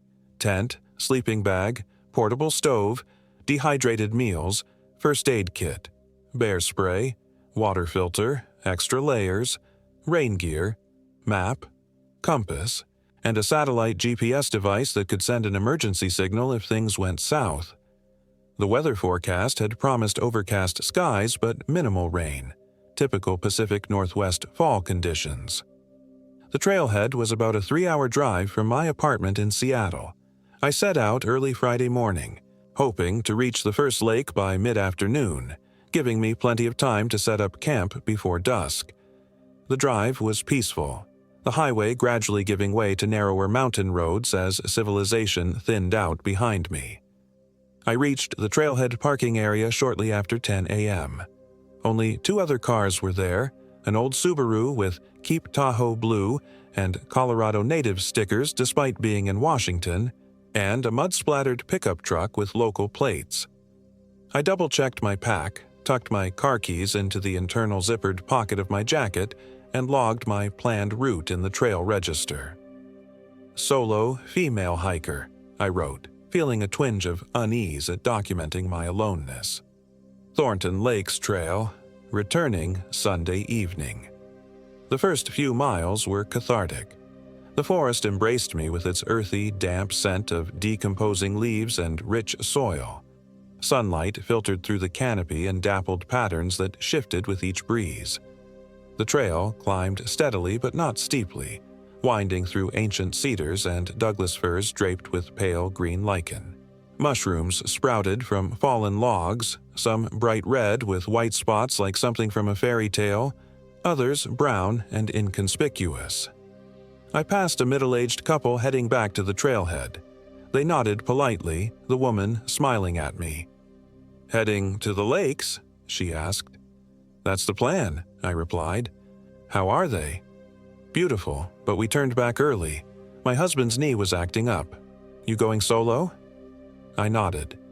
"Smart girl," she said, glancing at the bear spray visible on my hip. "We saw some fresh tracks this morning. Nothing to worry about, but stay aware." "Always do," I assured her, though a flutter of anxiety stirred in my stomach. After about 4 hours of steady hiking, I reached the first of the Thornton Lakes. The trail opened onto a scene of breathtaking beauty. A deep blue alpine lake cradled by rugged peaks, their tops lost in the low-hanging clouds. The water was mirror still, reflecting the granite cliffs and evergreens in perfect symmetry. I found a suitable campsite about 50 feet from the shore, well within regulations but with a clear view of the water. As I set up my tent, I noticed another camp across the lake, a small orange dome barely visible amongst the trees. At least I wasn't completely alone up here. With my camp established and several hours of daylight remaining, I decided to explore the shoreline. The rocky beach transitioned into dense forest in most places, but animal trails provided access to different vantage points. I collected some firewood along the way, though I wasn't planning on a large fire, just enough to warm my hands and provide some comfort as darkness fell. That's when I first saw him. On the opposite shore, a figure stood motionless at the tree line. From this distance, I could make out only the general shape. Tall, broad-shouldered, wearing what looked like dark clothing and possibly a hat. He was simply watching, not moving, not engaged in any typical camp activities. I raised my hand in greeting, the universal hiker's acknowledgement. The figure didn't respond. After a moment that stretched uncomfortably long, he turned and disappeared into the trees. Probably just another hiker, I murmured to myself, though something about the encounter left me unsettled. The way he stood so still, watching. The abrupt departure without any acknowledgement. I returned to my camp and busied myself with dinner preparations. As I waited for my dehydrated pasta primavera to rehydrate, I pulled out my journal and began recording the day's journey, trying to capture the peace I'd felt on the trail before that strange encounter. The sun dipped behind the mountains earlier than it would in the lowlands, casting long shadows across the lake. I zipped my jacket against the rapidly cooling air and finished my meal as the last light faded from the sky. The clouds had thickened, obscuring any stars that might have appeared. With nothing else to do in the growing darkness, I banked my small fire and retreated to my tent. Inside, I changed into thermal base layers and slipped into my sleeping bag, using my headlamp to read a few chapters of the mystery novel I'd brought along. The protagonist was just discovering a crucial clue when a sound outside made me freeze.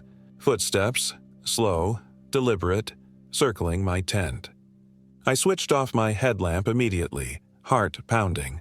The footsteps continued. Crunch, crunch, crunch on the rocky soil, moving around my tent in a slow circuit. "Hello," I called, trying to keep my voice steady. "Is someone there?" The footsteps stopped. Silence stretched for perhaps 30 seconds before I heard the retreat of footsteps moving away from my tent. Sleep came fitfully after that.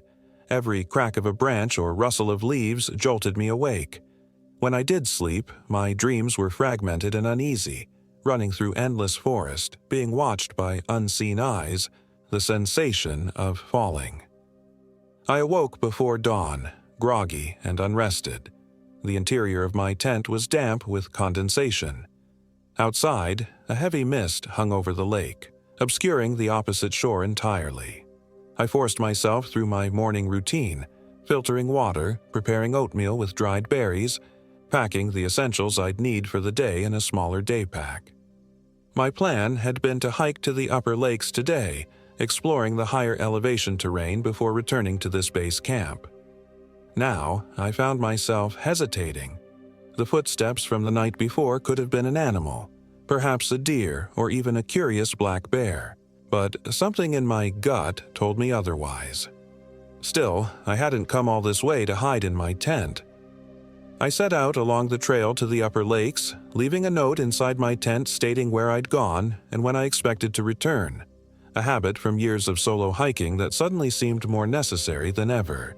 The trail steepened significantly as it wound upward from the lower lake. In places, it narrowed to barely a foot wide, with a steep drop-off to one side. The mist hung heavy in the air, limiting visibility and giving the forest an eerie, muffled quality. Sounds seemed to come from everywhere and nowhere. The drip of moisture from leaves, the occasional call of an unseen bird, the whisper of wind through the trees. I reached the Middle Thornton Lake after about an hour of climbing. Unlike the lower lake's openness, this one felt secretive, nestled in a tighter bowl of mountains with denser forest crowding its shores. The mist was beginning to lift, revealing glimpses of jagged peaks above. As I paused to catch my breath and take a few photos, I heard a branch snap behind me. I whirled around, hand instinctively moving to my bear spray. Nothing. Just trees and mist and silence. "Hello," I called. "Anyone there?" My voice seemed swallowed by the fog. No response came. I continued along the shoreline, finding a sun-warmed rock to sit on while I had a snack and consulted my map. The highest Thornton Lake was another mile or so ahead, with even more spectacular views promised. Despite my uneasiness, I decided to press on. The trail between the middle and upper lakes was the most challenging yet. Steep switchbacks giving way to sections where I needed to use my hands to scramble up rocky slopes. The physical exertion helped clear my mind, focusing me on the immediate task of safe movement rather than vague fears. When I finally crested the last rise and the upper lake came into view, I gasped aloud. The setting was primeval, wild in a way that made me feel like the first human ever to witness it. The lake was smaller than the others, but deeper, its water a profound blue-black. Snow still clung to the north-facing slopes of the surrounding peaks, and a small glacier fed the lake from above. I found a flat boulder near the shore and sat down to absorb the view, letting the majesty of the place wash over me. This was why I hiked, why I sought these remote places, to feel simultaneously insignificant and deeply connected to something greater than myself. I was about to take another photograph when I saw it, a flash of movement across the lake near a stand of stunted subalpine firs. A figure moving with unnatural speed, ducking behind the trees. My blood ran cold. I wasn't alone up here. I stood quickly, scanning the shoreline. Nothing moved now, but the sense of being watched was overwhelming. "I see you," I shouted, my voice echoing off the surrounding cliffs. "What do you want?" Only my echo answered. Want, want, want. I decided it was time to head back. I'd enjoyed enough of the view, and the building sense of dread was spoiling the experience. I checked that my bear spray was easily accessible and set off down the trail at a brisk pace. The descent was faster than the climb, but required more concentration to avoid slipping on loose rock and scree. I found myself constantly looking over my shoulder, starting at every sound. Twice I thought I glimpsed movement in my peripheral vision, but when I turned to look, nothing was there. By the time I reached the middle lake again, the mist had cleared entirely, and the afternoon sun sparkled on the water. The beauty felt like a cruel joke against my mounting anxiety. I paused only briefly to refill my water bottle before continuing downward. I was about halfway back to my camp when I heard it. A whistle. 2 short notes, then a long one, the sound people make when calling a dog. I froze. The whistle came again, from somewhere off-trail to my right. Then again, from ahead of me on the trail. They were coordinating. More than one person. I abandoned all pretense of calm and began to run, choosing speed over stealth. The main trail would take me back to my camp, but it was also predictable. Anyone could know where I was heading. On impulse, I veered off onto a game trail that paralleled the main path but kept me under denser cover. My foot caught on an exposed root, and I went down hard, scraping my palms and banging my knee painfully on a rock. I bit back a cry, listening intently as I caught my breath. Footsteps, moving quickly along the main trail I'd just abandoned. I stayed perfectly still, hardly daring to breathe as a man moved past my hiding spot not 20 feet away. From my position behind a fallen log, I could see only his lower half, dark green pants, sturdy hiking boots. He moved with purpose, silent except for the inevitable sounds of footfalls on the forest floor. When I was certain he'd passed, I rose shakily and continued downhill, staying off the main trail, moving as quietly as I could while maintaining speed. My knee throbbed, and blood trickled from my scraped palms, but fear drove me forward. I reached the lower lake as the afternoon light was beginning to soften. My camp was as I'd left it, tent still standing, pack still hung from the bear line I'd strung between 2 trees. No sign that anyone had disturbed it in my absence. I should have felt relieved, but instead, the normalcy seemed sinister. as if they wanted me to feel a false sense of security. I quickly gathered essentials from my tent and pack, shoving them into my day pack: water filter, some food, first aid kit, headlamp, emergency bivy sack, map, compass, and the satellite messenger. I could leave everything else behind if needed. As I worked, I scanned the shoreline constantly. No sign of movement, no watching figures, just the peaceful lake and the surrounding forest, beautiful and indifferent to my fear. A plan formed in my mind. I would wait until dusk, then slip away from my camp and find a secure, hidden spot to spend the night. In the morning, I would hike out as quickly as possible, bypassing the trail register so as not to alert anyone to my departure. I ate a cold dinner of trail mix and beef jerky, not wanting to risk the visibility or smell of cooking. The sun sank lower, shadows lengthening across the lake. In the distance, I heard a loon's mournful cry, a sound so lonely it seemed to embody my isolation. As the light dimmed, I prepared to implement my plan. I had identified a dense thicket about a quarter-mile from my camp, uphill and away from the lake where I could conceivably hide for the night. I waited for near darkness when I would be less visible moving through the forest. The last glow of twilight was fading when I heard voices, actual human voices, not whispers or whistles, approaching from the direction of the trail. I crouched behind my tent, heart pounding. "Should be around here somewhere," a male voice was saying. "The register said Thornton Lakes." "Jessica," called a female voice. "Jessica Davis?" I remained frozen, suspicious. How did they know my name? "Forest Service," the man called. "We're checking on hikers in the area. There's been an incident." I still didn't move. They could be lying. Flashlight beams swept the shoreline, eventually finding my camp.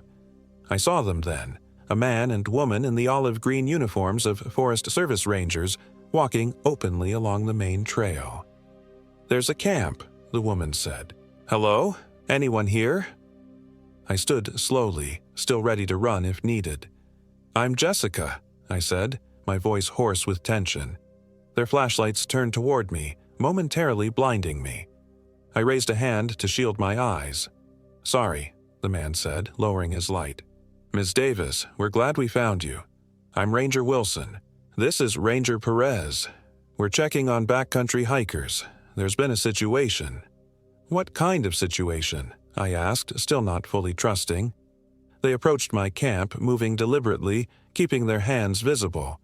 The woman, Ranger Perez, was in her 40s, with black hair pulled back in a practical ponytail. Ranger Wilson was younger, maybe early 30s, with a red beard and broad shoulders. "We have reports of unauthorized activity in the park," Ranger Perez explained. "A man, posing as a ranger, has been approaching female hikers, claiming there's an emergency, and they need to go with him." My skin crawled. "What does he look like?" "Tall, early 50s, dark hair going gray, wearing clothing similar to our uniforms but without proper identification. Have you seen anyone matching that description?" I shook my head. "I've seen someone, or multiple someones, watching me since yesterday, and I heard whistling on the trail earlier today, like they were coordinating, but I never got a clear look." The Rangers exchanged glances. "We'd like you to pack up and come with us," Ranger Wilson said. "We're escorting all solo hikers out of the backcountry until this situation is resolved." "How do I know you're really Rangers?" I asked bluntly. Ranger Perez nodded approvingly. "Good question." She produced an official identification card with her photo and credentials. Ranger Wilson did the same. They also showed me their Forest Service radios and the distinctive badges on their uniforms. "You can also use your satellite messenger to call for verification if you want," Ranger Wilson added. "We can give you the dispatch number." That convinced me. A predator wouldn't suggest I independently verify their identity. I quickly broke down my camp, my earlier preparations making the process faster.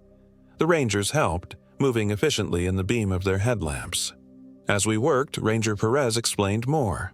"We believe it's a man named Hugh Blackwood. He worked for the Forest Service about 10 years ago before being dismissed for inappropriate behavior toward female colleagues. He knows the protocols, the terminology, how we operate. "What does he want with female hikers?" I asked, though I feared I already knew. "Nothing good," Ranger Wilson said grimly. "2 women have gone missing in the past month from different trails in the North Cascades. No bodies found yet." A chill ran through me that had nothing to do with the night air. "We're taking you to Ross Lake Resort," Ranger Perez continued. "There's a Forest Service boat waiting at the north end of the lake. Several other hikers are already there." With my pack secured, we set off along the trail by headlamp light. The rangers positioned me between them, their presence reassuring despite the circumstances. Night had fully descended, and the forest was alive with sounds. The hoot of an owl, the rustle of small creatures in the underbrush, the sigh of wind through branches. We'd been hiking for about 20 minutes when Ranger Wilson suddenly raised his hand, signaling us to stop. He pointed to his ear, then to the dense forest to our right. I heard it then, the snap of a branch, too heavy to be a small animal. "Stay close," Ranger Perez whispered, unclipping something from her belt that I realized was a sidearm. We continued more quickly, no longer trying to move quietly but focusing on speed. The trail here followed a ridge with steep drop-offs on both sides, limiting places to hide or alternate routes. Another crack, closer this time. Ranger Wilson swung his powerful flashlight toward the sound, momentarily illuminating a figure ducking behind a tree. "Forest Service, identify yourself," Ranger Wilson shouted. No response, but I could hear movement retreating into the woods. "Let's move," Ranger Perez urged. "The junction is half a mile ahead." We practically jogged now, my heavy pack bouncing painfully against my back. The trail began to descend toward the northern end of the lake where, according to the rangers, a boat was waiting. We rounded a bend in the trail, and suddenly there was a figure standing directly in our path. In the combined beams of our headlamps I could see him clearly. Tall, weathered face, salt and pepper hair, wearing an outfit similar to the rangers' uniforms but subtly wrong in ways I couldn't immediately identify. "Evening, folks," he said with unnerving casualness. "Bit late to be on the trail, isn't it?" "Hugh Blackwood," Ranger Wilson said, his voice hard. "You're trespassing on federal land in violation of your exclusion order." The man, Blackwood, smiled, showing teeth too white and even to belong in that rugged face. "No law against hiking, Tommy. You know that." "It's Ranger Wilson to you," he replied, "and there's a restraining order against you being within 500 feet of Forest Service personnel." Blackwood's gaze shifted to me, his eyes reflecting the light like an animal's. "Just trying to help a fellow hiker. Dangerous out here for a woman alone." I felt ill at the implication. Ranger Perez stepped slightly in front of me, her hand still on her weapon. "Move aside, Blackwood," she ordered. "You're outnumbered." He laughed, a sound utterly devoid of humor. "Am I?" From the forest behind him, another figure emerged, a younger man, wiry and twitchy, with the gaunt face and bad teeth of someone with a serious drug habit. He carried a hunting knife, the blade catching the light of our headlamps. "This here's my nephew, Danny," Blackwood said conversationally. "He's been learning the family business." "Which is what exactly?" Ranger Wilson asked, clearly trying to keep them talking while he assessed the situation. "Forest management," Blackwood replied with that terrible smile. "Controlling the population of certain invasive species." The way he looked at me when he said invasive species made my skin crawl.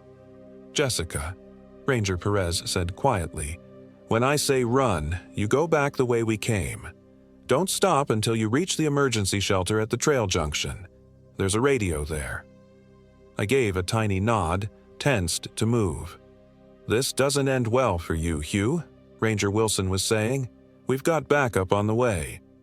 "Always were a terrible liar. Tommy," Blackwood replied. "No reception up here for your radios. No backup coming. Just us and these beautiful mountains."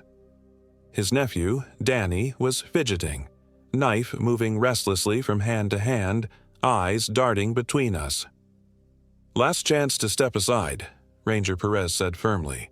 "I don't think so," Blackwood replied, reaching behind his back. "Run!" Ranger Perez shouted, simultaneously drawing her weapon. I turned and sprinted back up the trail, heart pounding in my ears. Behind me, I heard shouts, a scuffle, what might have been a gunshot. I didn't feel like a hero. I felt broken, violated by the experience in ways I was only beginning to understand. The mountains that had once represented peace and healing to me now loomed in my nightmares, dark and threatening. "Will you ever go back?" the detective asked, perhaps reading something in my expression. I thought about it for a long moment. "Not to Thornton Lakes," I said finally, "but to the mountains. Someday. They were there before Blackwood. They'll be there long after. I won't let him take that from me, too." She nodded with understanding and left me to rest. Recovery was a long, complex journey. The physical wounds healed quickly, but the psychological damage ran deeper. I jumped at unexpected sounds. I couldn't sleep without checking locks multiple times. I had panic attacks in crowded spaces where I felt trapped. My therapist diagnosed PTSD and helped me develop coping strategies, but healing wasn't linear. I connected with Rangers Wilson and Perez during their recoveries. There was a bond between us now, forged in that terrible night. Ranger Perez, Maria, became a close friend. She understood what I was going through in ways even well-meaning friends and family couldn't. 6 months after the incident, Maria invited me to join a support group for survivors of violent crimes. There, I met others who carried similar invisible scars. Their stories were different from mine, but the aftermath, the fear, the hypervigilance, the struggle to reclaim a sense of safety in the world, was achingly familiar. Through their examples, I began to see a path forward. Not to forget or get over it, as some well-meaning friends suggested, but to integrate the experience into my life without letting it define me. A year to the day after the attack, I stood at a different trailhead in the Olympic Mountains, far from the North Cascades. Maria stood beside me, both of us equipped for a day hike. Nothing ambitious, just a few miles to a viewpoint and back. "You ready?" she asked, adjusting her pack. I took a deep breath of the forest air, pine and soil and life, and felt something inside me shift and settle. "I'm ready," I said, and stepped once more onto the trail.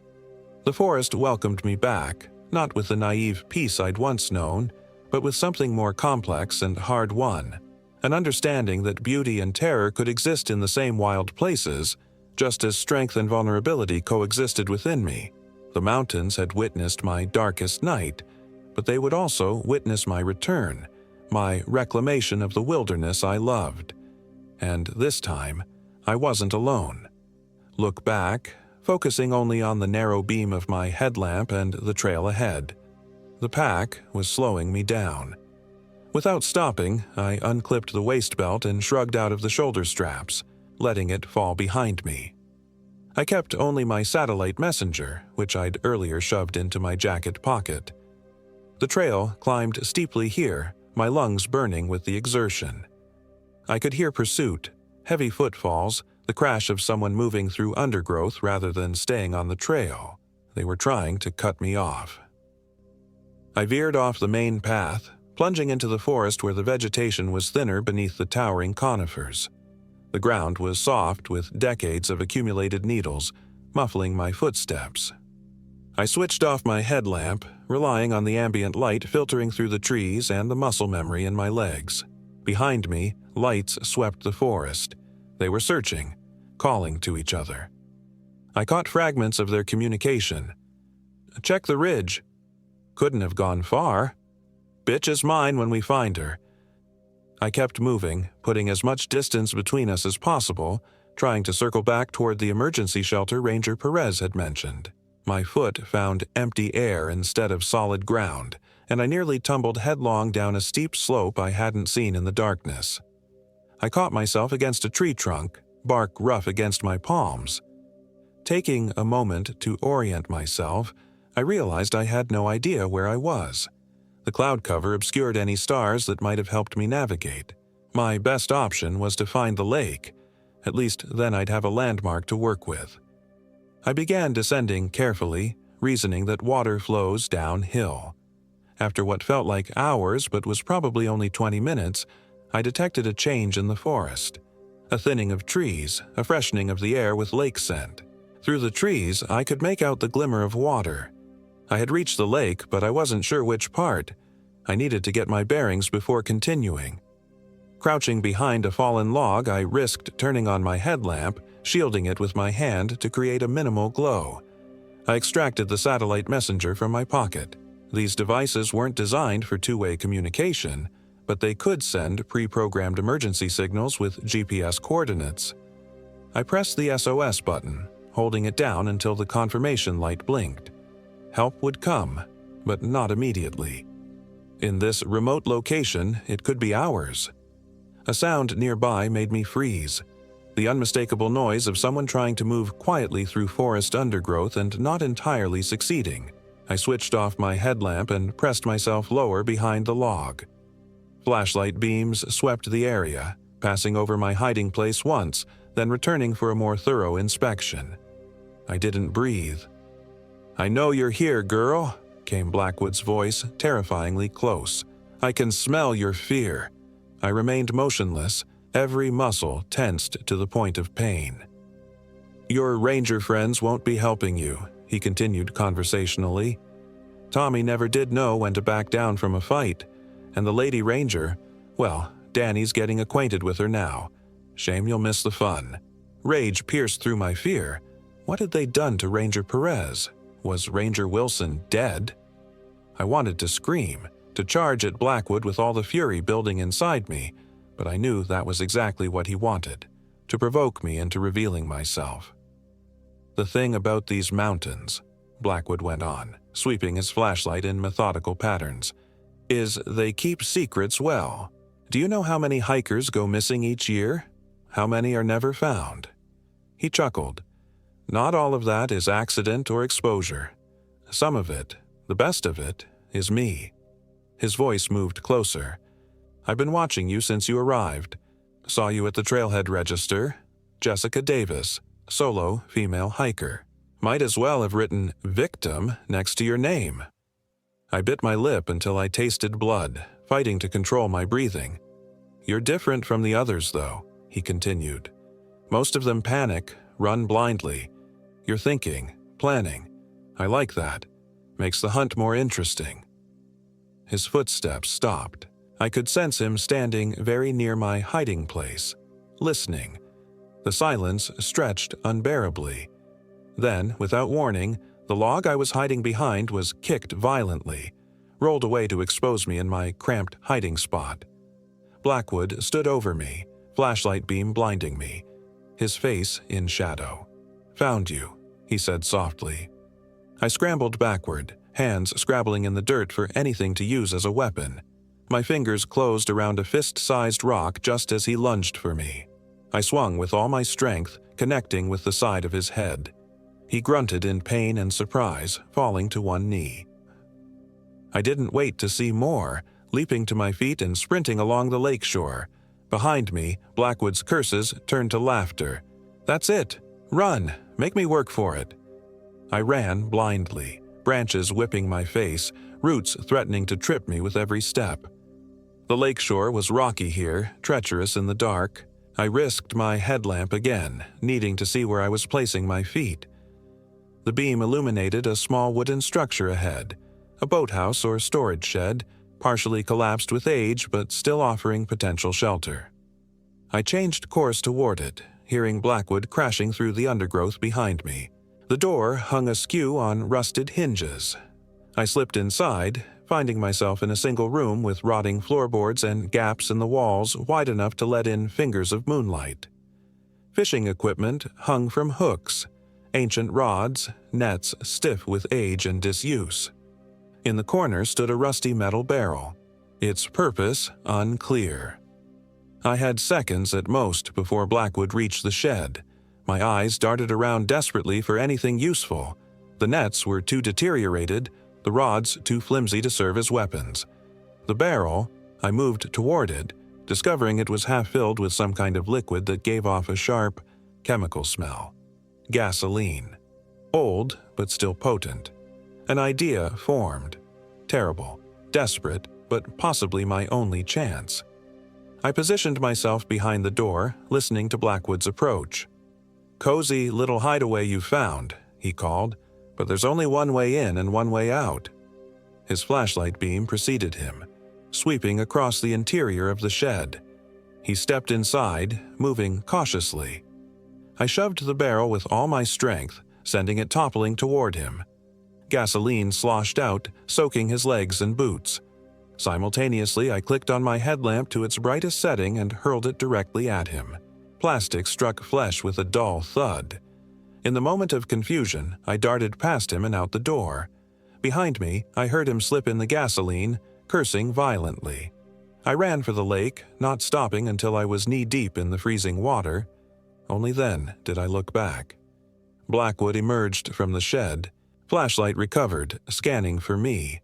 When the beam found me standing in the water, he laughed. "Nowhere to go now," he said, starting toward me. "Unless you fancy a midnight swim in alpine temperatures. Hypothermia's not a pleasant way to die, but it's your choice." I backed deeper into the water, feeling the cold seep into my bones. He was right. I couldn't escape this way, but I wasn't trying to escape. "Your rangers are dead," he said conversationally, stopping at the water's edge. "Your fancy emergency beacon won't bring help in time. It's just you and me now." I took a deep breath, steadying myself. "And your nephew? Where's Danny?" Blackwood's face twisted in surprise, then something like approval. "Keeping an eye on our campsite. Boy's useful but needs constant direction. Not the sharpest knife, if you know what I mean." "So, it's really just you and me," I confirmed, taking another step backward into deeper water. "That's right, Jessica. Just us and these beautiful mountains." He repeated his earlier phrase with sick enjoyment. I nodded slowly. "You said you like it when we make you work for it. When we think, plan." His smile widened. "I do. Makes the end so much sweeter." "Then you're going to love this," I said, and pulled the small orange object from my pocket, the fire starter from my abandoned pack, waterproof and reliable. Understanding dawned on his face a second too late. I struck the fire starter, creating a shower of sparks that immediately caught the gasoline fumes still rising from his soaked clothing. Flames erupted, engulfing his lower body. Blackwood's scream of rage transformed into one of agony as he frantically tried to extinguish the flames, dropping to the ground and rolling. But gasoline fires aren't easily smothered, and the old wood of the shed had caught as well, creating a growing inferno. I waded out of the lake, giving the burning man a wide berth as I retrieved my satellite messenger from where I'd left it on the shore. The SOS was still transmitting, the tiny light blinking steadily. Blackwood had stopped screaming. Whether dead or unconscious, I couldn't tell in the flickering light of the burning shed. I didn't check. Instead, I found the main trail and began walking toward where I hoped the emergency shelter might be, putting distance between myself and the fire before it attracted attention, potentially from the nephew, Danny. The night seemed to stretch endlessly. I walked until my legs threatened to give out, then walked some more, driven by fear and the desperate need to find help for the Rangers, if they were still alive. The image of Ranger Perez at the mercy of Blackwood's nephew made me sick with worry and rage. Dawn was breaking when I heard the helicopter. The rising sun illuminated the search and rescue team that had responded to my SOS beacon. When they spotted me on the trail, a rescuer rappelled down with medical equipment and emergency supplies. "Jessica Davis?" he asked as his boots touched the ground. I nodded, suddenly unable to speak as the reality of survival washed over me. "We've been looking for you since your beacon activated," he said, checking me for injuries. "Can you tell me what happened?" "Forest Service Rangers," I managed. "Wilson and Perez. They were attacked. A man named Blackwood and his nephew." The rescuer spoke into his radio, relaying the information. "We'll find them," he assured me. "Right now, let's get you to safety." They airlifted me directly to a hospital in Seattle, where I was treated for exposure, dehydration, and various cuts and bruises. The psychological wounds, I knew, would take far longer to heal. Later, I learned the rest of the story from a detective who came to take my statement. Ranger Wilson had survived the encounter with Blackwood, though he'd suffered a serious concussion and stab wound. Ranger Perez had been found bound but alive at the men's campsite, having managed to fight off Danny when he was momentarily distracted by the fire I'd started. The fire had consumed most of the old shed and about an acre of surrounding forest before rain dampened it enough for fire crews to contain it. Blackwood's body was found in the charred remains, identified through dental records. Danny was captured trying to escape on foot along the main trail. In custody, he confessed to everything: the missing hikers, other murders spanning years, how his uncle had trained him to hunt in the wilderness he claimed to love. The detective told me they'd found evidence linking Blackwood to at least 7 disappearances in the North Cascades over the past decade. They suspected there were more victims they would never find, as Danny's confessions were rambling and often contradictory. When she finished taking my statement,